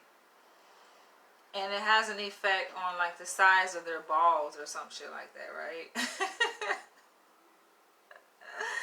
Like when a man knows that he's in competition with another man or other men, right, to fertilize an egg, essentially he produces more sperm. That's the whole basis of the human sperm competition theory. I think it's kind of interesting. It kind of like it's a way to like stimulate or increase fertility, I guess, in men. But I feel like men already got a bunch of sperm anyway, so that kind of really don't make any goddamn sense. So it's saying that it increases the number. I'm like, I don't know if it increases the number. Does it?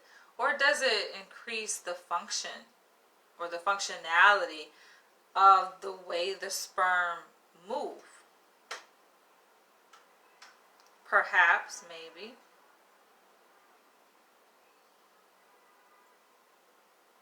But for him to say that all you gotta do is have 2 men ejaculate into a cup, wait for a minute, and then sample the number of surviving sperm, I don't think that would be how to measure it or to test whether this theory is true. Because that's not really competition, though, right? To have them ejaculate into a cup, that wouldn't be competition. You would have to somehow create a sense of competition in the mindset, right, of these men that would trigger that physiological response within their body to produce more sperm, and that is the, I guess, expected outcome. But just having 2 men stand fucking there and jack off and ejaculate and just measure, that's not competition. You have to create a competitive scenario, right? And it sounds easier said than done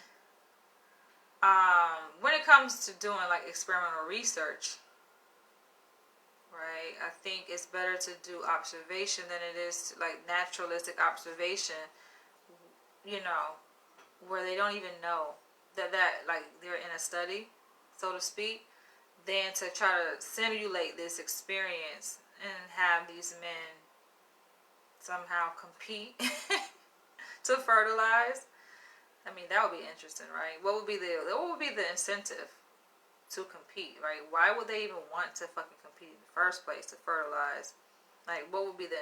First of all, that research would not be passed through the IRB. But we're just saying, hypothetically speaking, having fun here. The U.S., you know, fucking research institution in the U.S. that will... Nah, they would not pass this. It would not pass through the IRB. Because it's completely unethical. Like... So what happens though? Like, okay, are they actually going to have sex, like real sex with the woman who signs up as a research participant to have her egg fertilized? I would sign up because I want kids. I would definitely sign up for that. That would be fun. Having men compete to fertilize my egg? Hell yeah.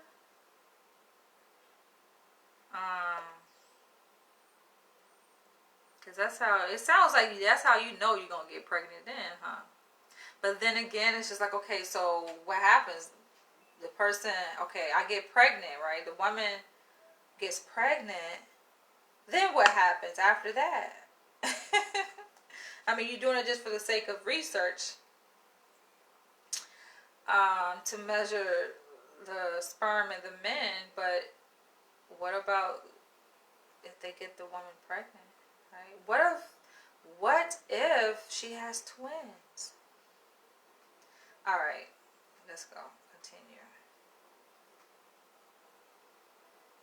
It says, much more difficult would be the experiment where two men physically compete, perhaps brutally, for breeding rights.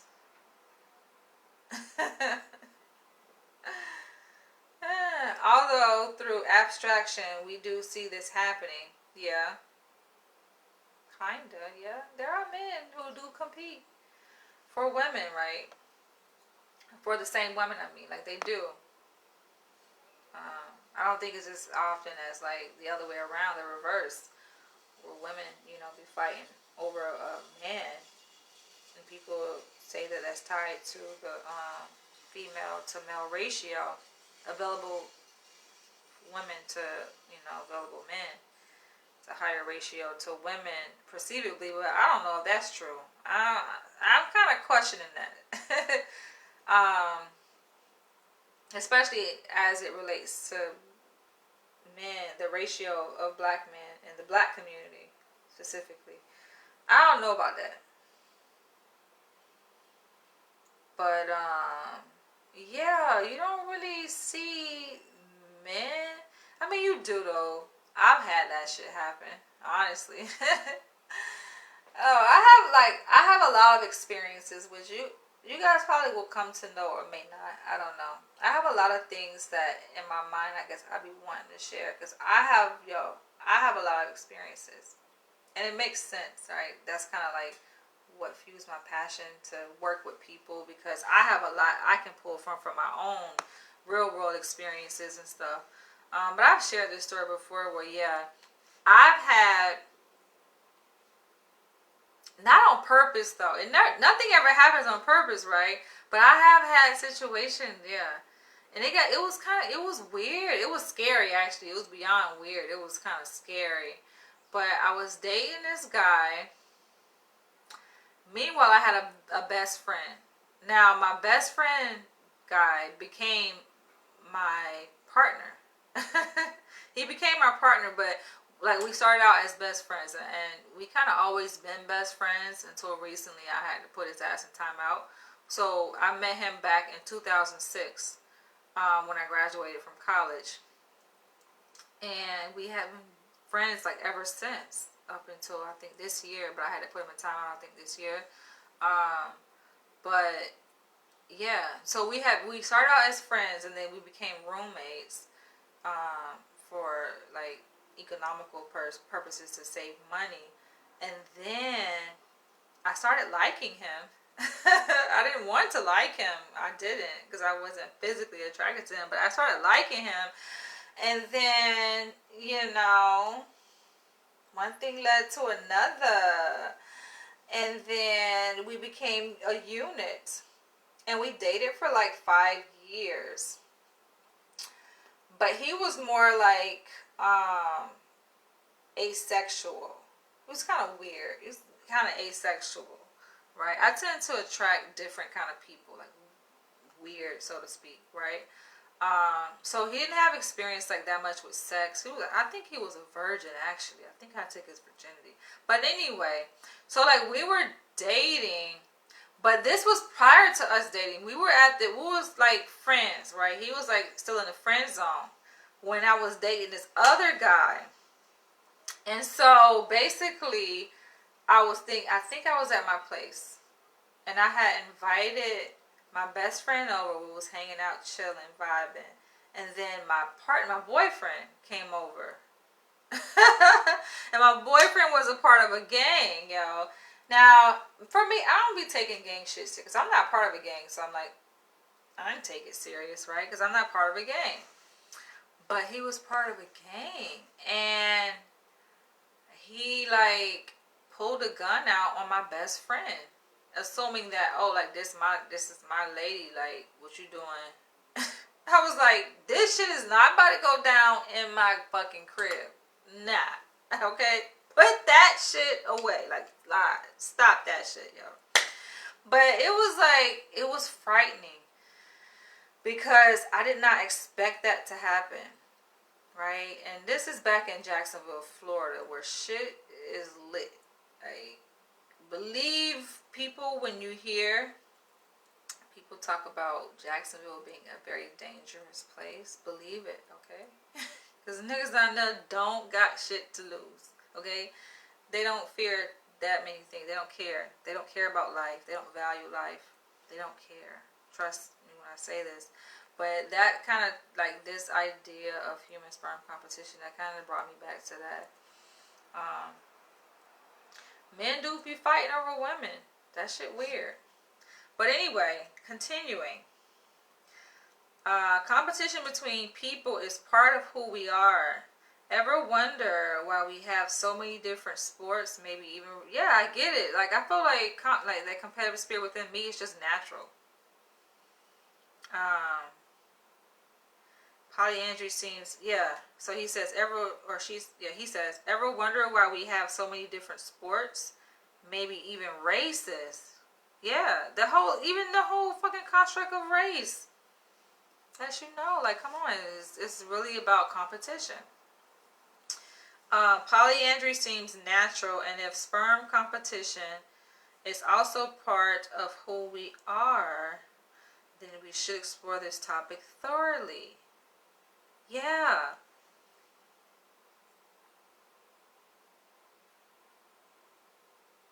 So many topics, y'all.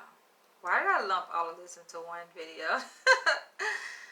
Okay, maybe I could consider this Cuckold Q&A Megafest to be like an introduction, and then I'll come back and revisit some of these topics based on your response. So when you guys comment, know I read your comments and know that, yeah, I will definitely consider it. Expounding upon it, that's what you guys want to hear more about. Sammy, you're still here? But you can't even respond.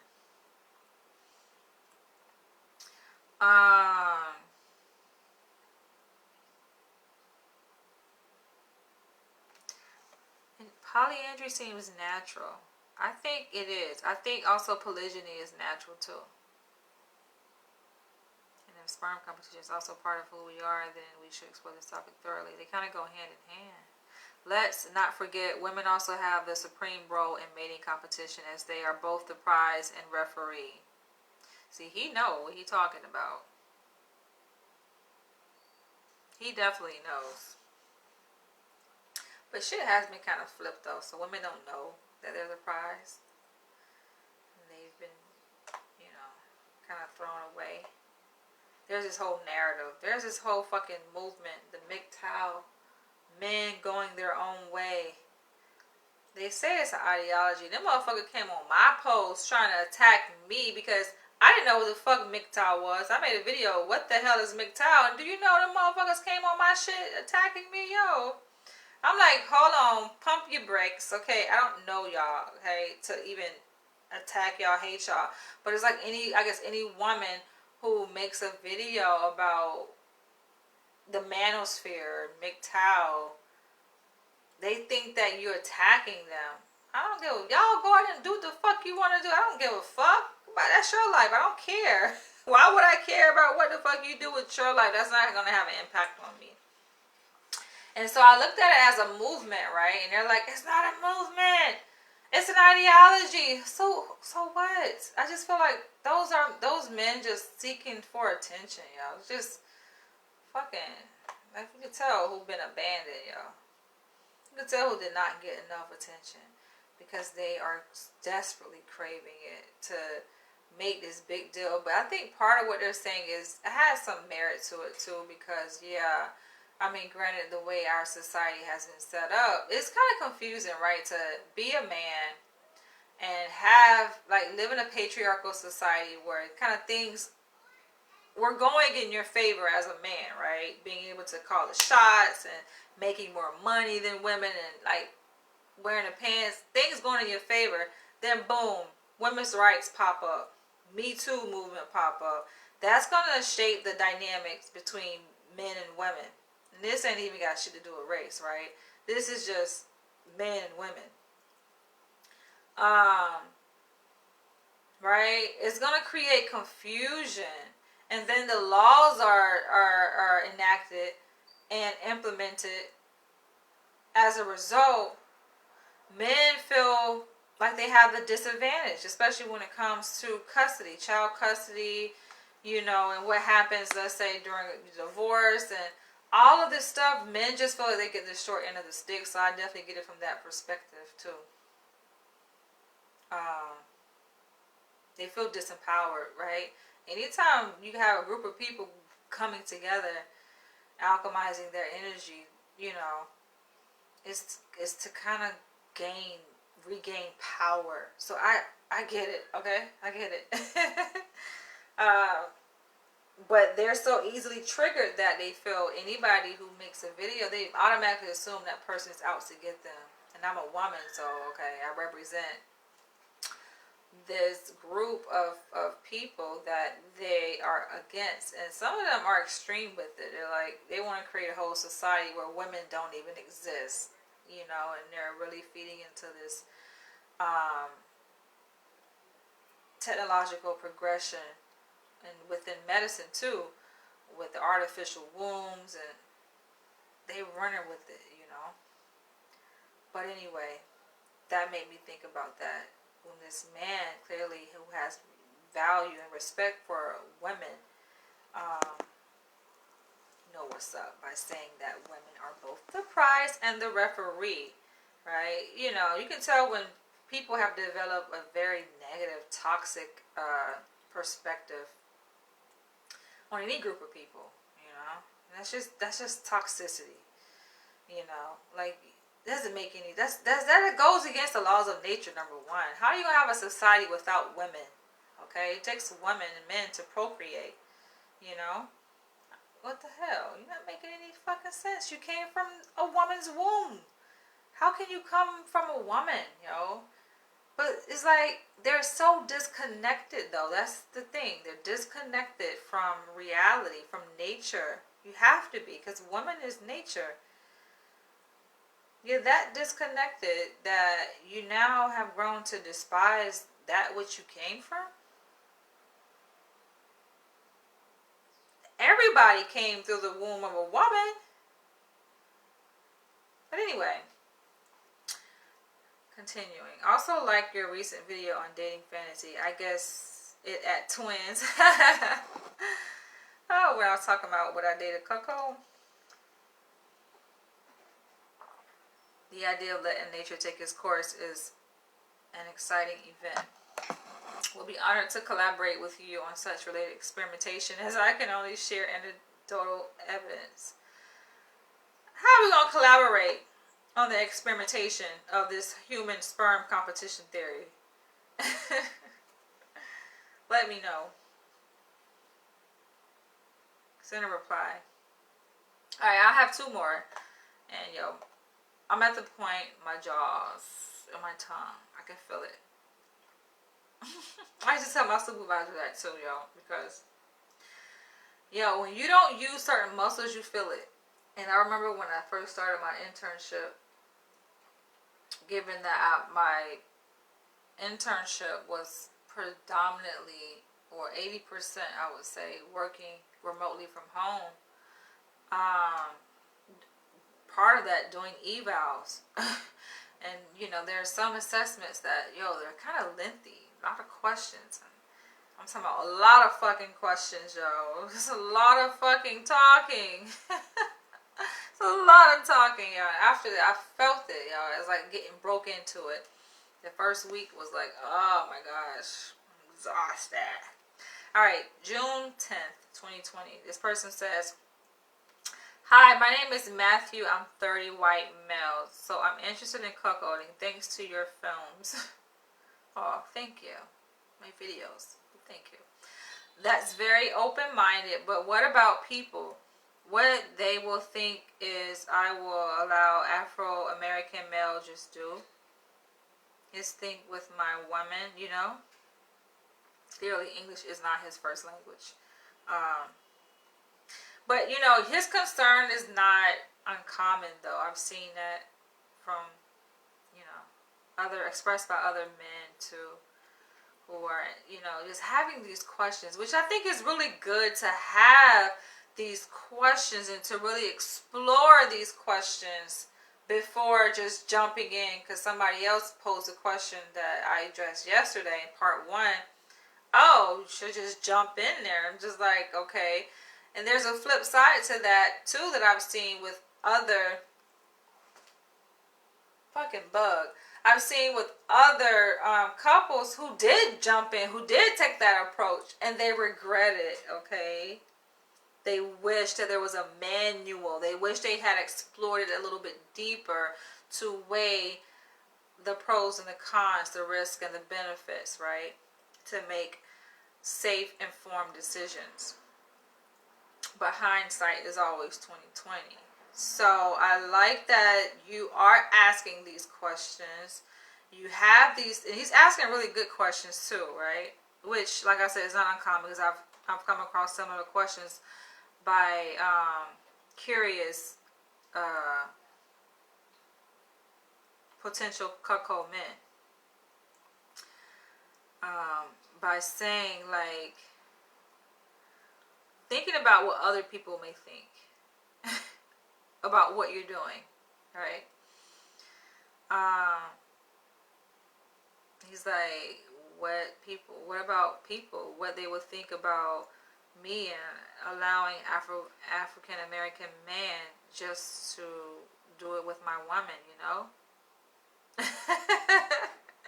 But considering there's a whole community out there of people who indulge in the lifestyle, who are proponents of it, they got your back. That's just like me. It's like for me to be concerned as a submissive baby girl who likes to be put in bondage, right? To be concerned about what other people think about me liking to be put in bondage and liking to be beaten. I think that's a valid concern, right? Because you are recognizing that this fetish of yours, this desire and fantasy of yours, conflicts with the status quo, and what is considered normal in society, right? There is a conflict there, right? And you're wanting to how do you come to terms with that conflict, that intersection of your desires and what society thinks, right, is right or is good, and what is wrong or what is bad.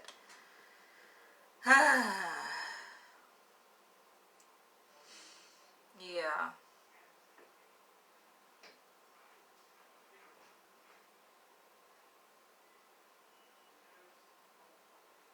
It's like making an ethical decision or navigating through an ethical decision. It's not as, easy as just making a decision. There are a lot of implications, right, to the decision that you make. Especially knowing that you're taking a risky, like you're choosing the risky side, right? Because you can choose to say, all right, I'm not going to do this. I have a desire to, fantasy and all that.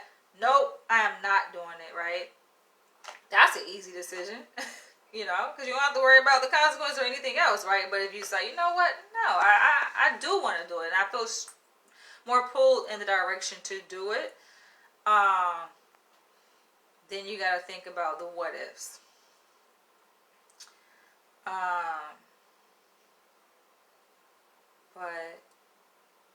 I feel like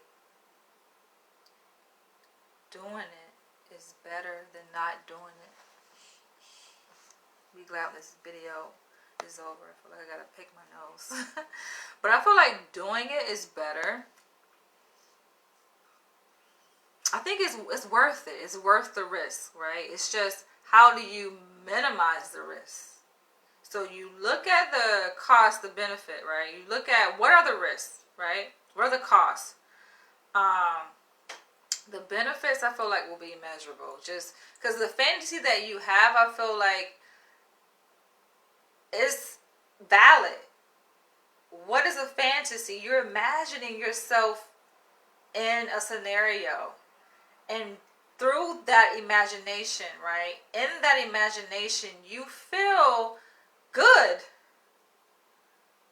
That's what makes it a fantasy. Who the hell has a fantasy and it's scary or you feel bad and terrible? Like, no. A fantasy, you feel good. There are good emotions, feelings attached to that, right? Something goes off within you psychologically and on a physiological level, right? Like, it's like your body releases these neurochemicals that makes you feel good as you're imagining something. And some people will link it back to watching porn, like being conditioned through watching porn and jacking off. I wouldn't necessarily say so, because these things can happen before you even watch porn, right? To stimulate this fantasy of yours, this innate desire or intrinsic desire that you have within yourself, right? Yeah, I think porn, I said this earlier, it feeds it, but I wouldn't necessarily attribute like the good feelings that you experience within this fantasy solely to porn conditioning.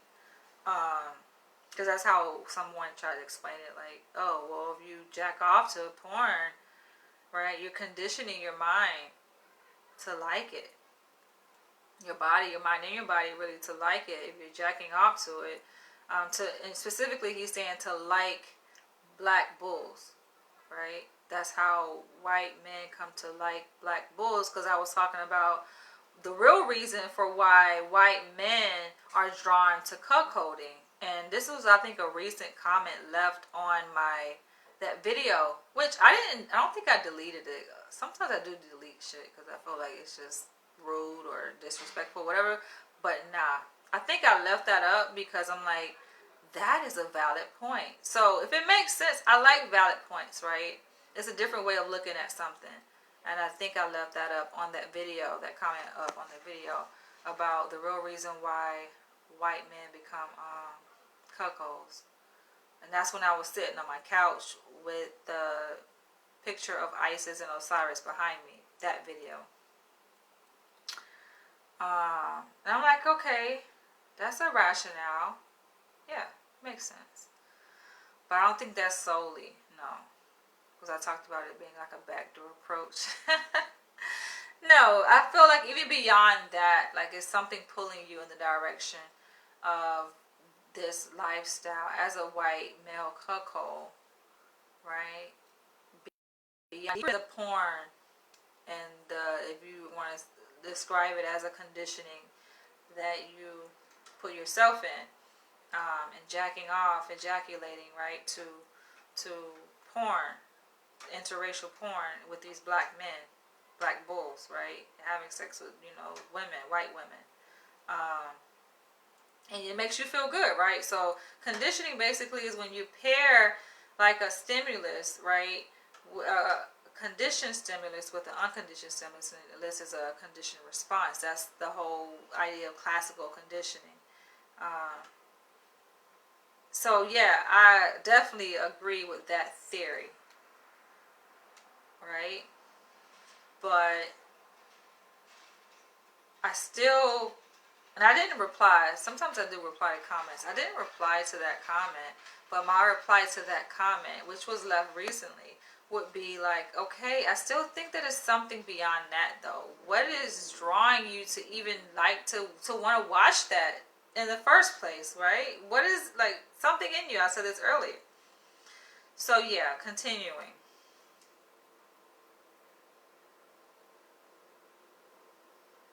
Good to ask questions and to weigh the risks and to minimize the risk so that you really get to enjoy the experience of fantasy. Oh yeah, I was saying because like yeah, it's the reason why you feel good when you fantasize about it. That's apart from being conditioned and watching porn. It's the reason why you feel good about it. Or when you do it, when you fantasize about it, right? And so that is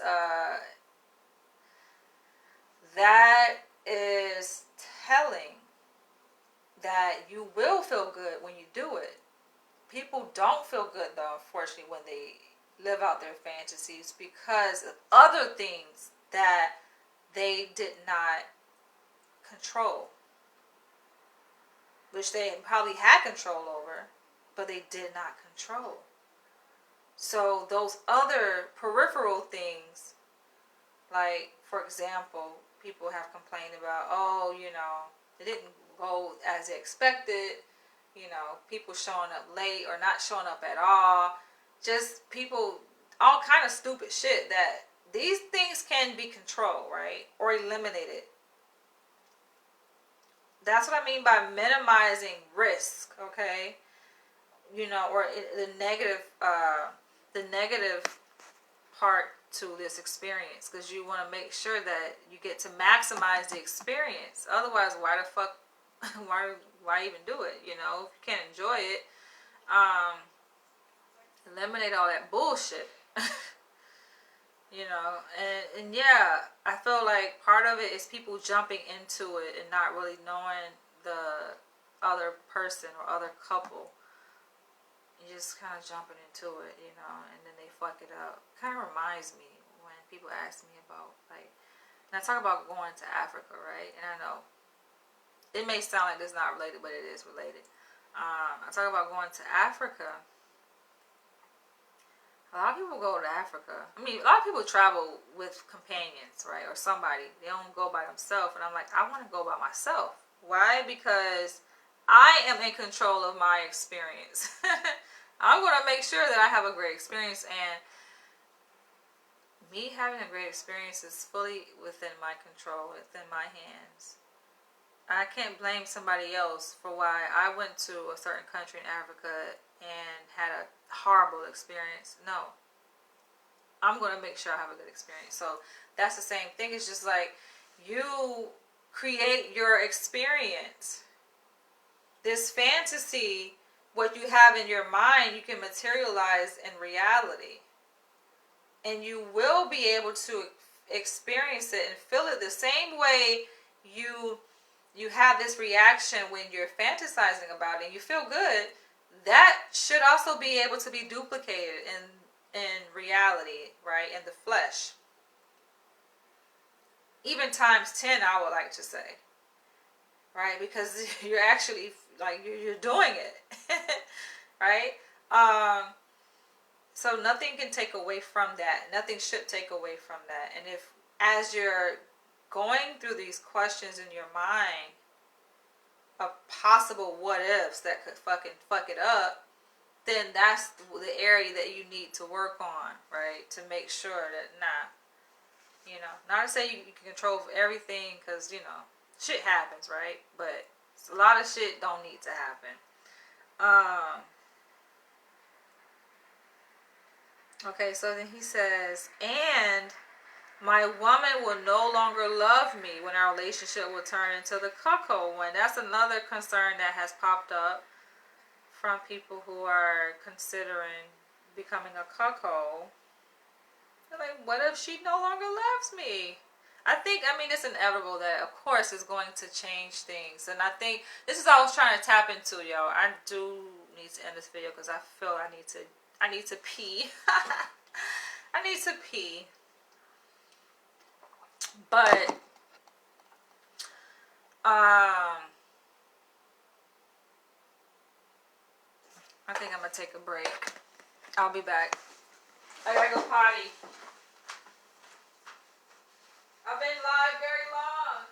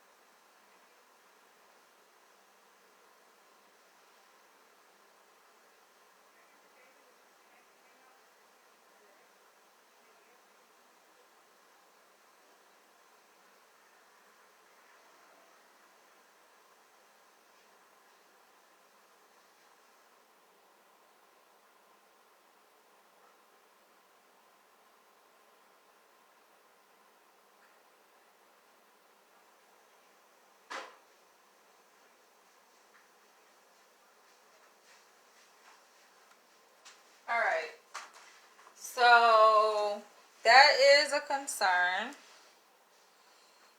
Oh yeah, this is what I was trying to tap into yesterday with the guy who said that he had done it once with his female partner.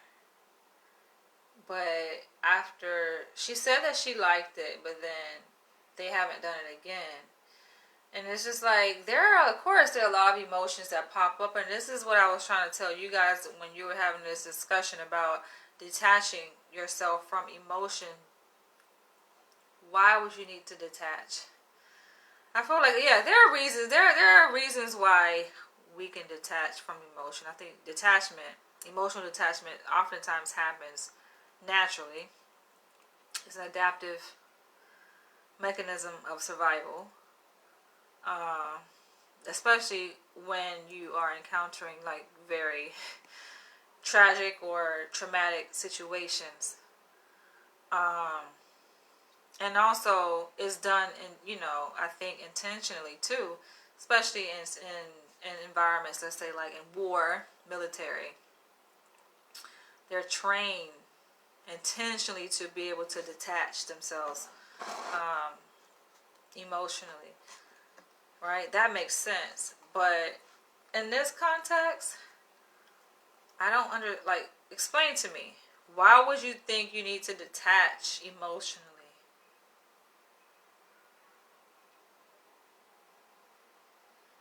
You detach emotionally, right? What is the benefit of detaching emotionally? To live out the fantasy? I don't think that's a fair exchange though. And so those emotions, I think, are there for a reason. And so whatever emotions are surfaced while the act is taking place and after, I think that needs to be addressed. To be honest, I think talk about it. It's not that talking about it is going to make you not want to revisit it, and do it again. It actually probably would help to navigate those inhibitions, because you're going to feel that. That's natural. You're going to feel, like I talked about this yesterday, you're going to feel like, damn, what did I just do? If it's your first time, you're going to feel like that, right? She is probably going to feel that way too, even more so. Just like, what the fuck did I do? Why? And I think, yeah, it's only natural that she's going to feel probably disconnected from her partner, somewhat disconnected. Men try to rationalize shit though. Oh, it brought us closer together. Probably did, because it made her ass feel more vulnerable. And she's like, you're like her comfort, like her comfort blanket, if y'all have that degree of intimacy. When women feel like insecure and vulnerable, like we tend to like draw closer to our partner, our male partner, for a sense of comfort and reassurance. And so that's probably how they draw y'all closer together, because she's fucking feeling very vulnerable. I know, I would imagine, I never done it, but I would imagine myself being in that situation. I would feel fucking vulnerable as shit. Like, what the hell? But yeah. So if this person here, right, I'm responding to his questions, his concerns, because he has a few concerns, that these what ifs, like, what about what people going to think about me? Allowing a African American man to just, fuck my wife or my partner. And my woman, what if she no longer loves me? When our relationship turns into a cuckold one, like, those are valid concerns, right? And I have to say also to that question is, I don't think I can imagine that happening. A person falling out of love. I don't think that. I mean, because the way I see love is something, like, it's not love if she no longer loves you. I feel like that, right? I feel like maybe y'all had a connection or a bond, but love is such a bond. It's hard to break love. I feel like love also is eternal. So you have people, when we're talking about love, you got people that love each other. They may no longer be together though. So that's a different thing. It's a different conversation. They may no longer be together, but they still love each other. Because why? Love is eternal, right? You got people that hate each other.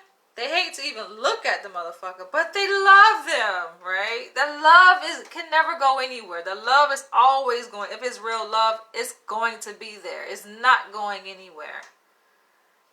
So you don't ever have to worry about a person loving you and then no longer loving you.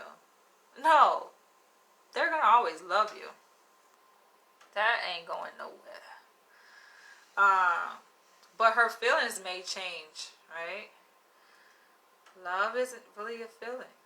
Love is love. It's an unbreakable bond. So her feelings towards you may change. And maybe her attachment to you may change. What else could change within her? A lot of things may change within her. It could impact like her degree of trust, being able to rely upon you too. And all of that is linked to like her preconceived notions of cuckolding. Right? Because cuckolding is like, it's alternative, right? It's different. And if she, obviously most people, women, men, we've been conditioned, like, what does a relationship look like? A relationship is like a man and a woman together in love. That's it, right? Anything outside of that is debauchery, is wrong, is cheating. And so having to kind of undo those preconceived notions, I think it can be done in after the fact, right? You go and do it, and then you kind of get the debriefing. Or it can be done before, or it can be done both, right? Before and after. I would suggest before and after. Like, you gotta go, before you do this shit, you gotta like really sit down and really have these discussions to know what are you doing. It's just like premarital counseling, right? People don't know what the hell marriage is. They don't know. Then they get in for a rude awakening. But the purpose of a premarital therapy, you got to put things out on a table to know what you're getting yourself into, to know what's going to surface, and how are you going to navigate what surfaces. Because you're dealing with a real live human being here with emotions. All right, going for it. How would she see me? I'm going to have to wrap this up because I just got a notification that my battery is at 15%. So I will basically come back tomorrow and do a part 3. I'm sure it's going to be the final probably part to this series, because I checked to see, like, after this I have one more, and then when I complete this part 2, I think I have like 7 or 8 more emails to address. But he asks a lot of questions, and I just don't want to like rush it. He has really good questions. So he says, how will she see me? See, I kind of tapped into that. I think, I don't see how people can say, oh, well, nothing changed. Like, no. It's going to change some things. Just because a person doesn't express it doesn't mean that it didn't impact them. It's something going on. There's an internal process that's happening within her. She's got to sit down and be able to talk about it. And I think it's going to be I think like when you do something like that, like when you invite other people, in therapy we call it triangulation, but anytime there's a third wheel, that third wheel can be the test of your strength of your relationship too. Which oftentimes a lot of relationships are weak as fuck. They cannot withstand the third wheel. The third wheel can be a mutually consenting third wheel where everybody agrees to invite this third wheel. The third wheel can be somebody that you didn't invite, right? You didn't, but your partner did, right? The third wheel can be a fucking TV show that your partner saw. You're like, well, damn, I said something is different about my partner. They acting a little different. If you really pay attention, because I know I'm very attuned to myself and in relationships. I can tell when somebody has been in my partner's ear, even if it was a TV show they watch. I notice like very, very small nuanced things like that.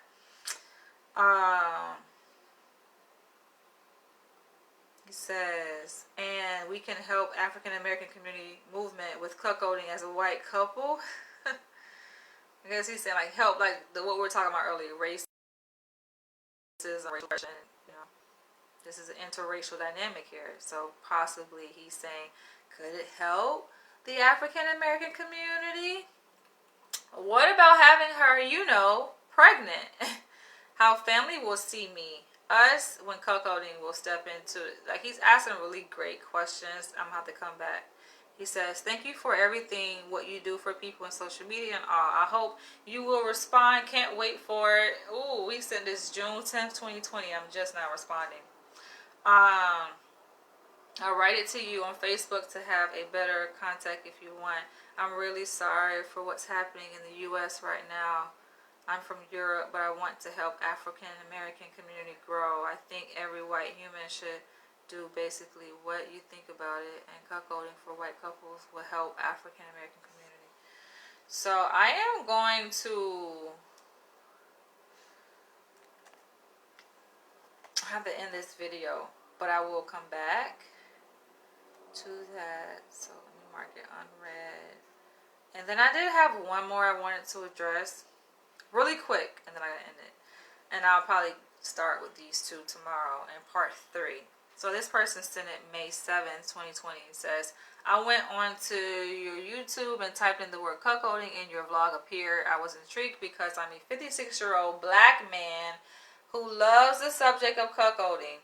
I am a submissive wannabe as I keep this discreet from both family and friends. Kind of tying back to the other person's question about what family thinks.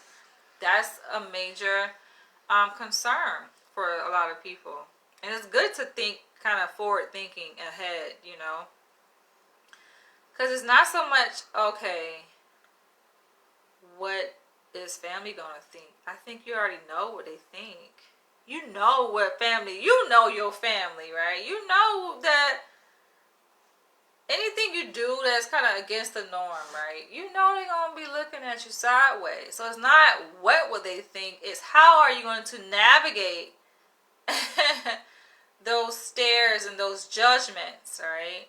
Their opinions. How are you going to navigate that? He says, I live in New York City as well and would love to share cuckoldry with you verbally, chat only. You seem very interested in the cuckold lifestyle. Yeah, but I do gotta go. My phone about to die and I've been talking goddamn too fucking long. But I am going to revisit those two. Exhale. Grab me some food. And I will catch y'all in the next one. Sammy, I see that you are still watching. Like I said, don't take it personal. Don't take it personal. If you're still here, that's a good thing, okay? I'm about to unblock you. I'm going to go back and read, like, the whole conversation.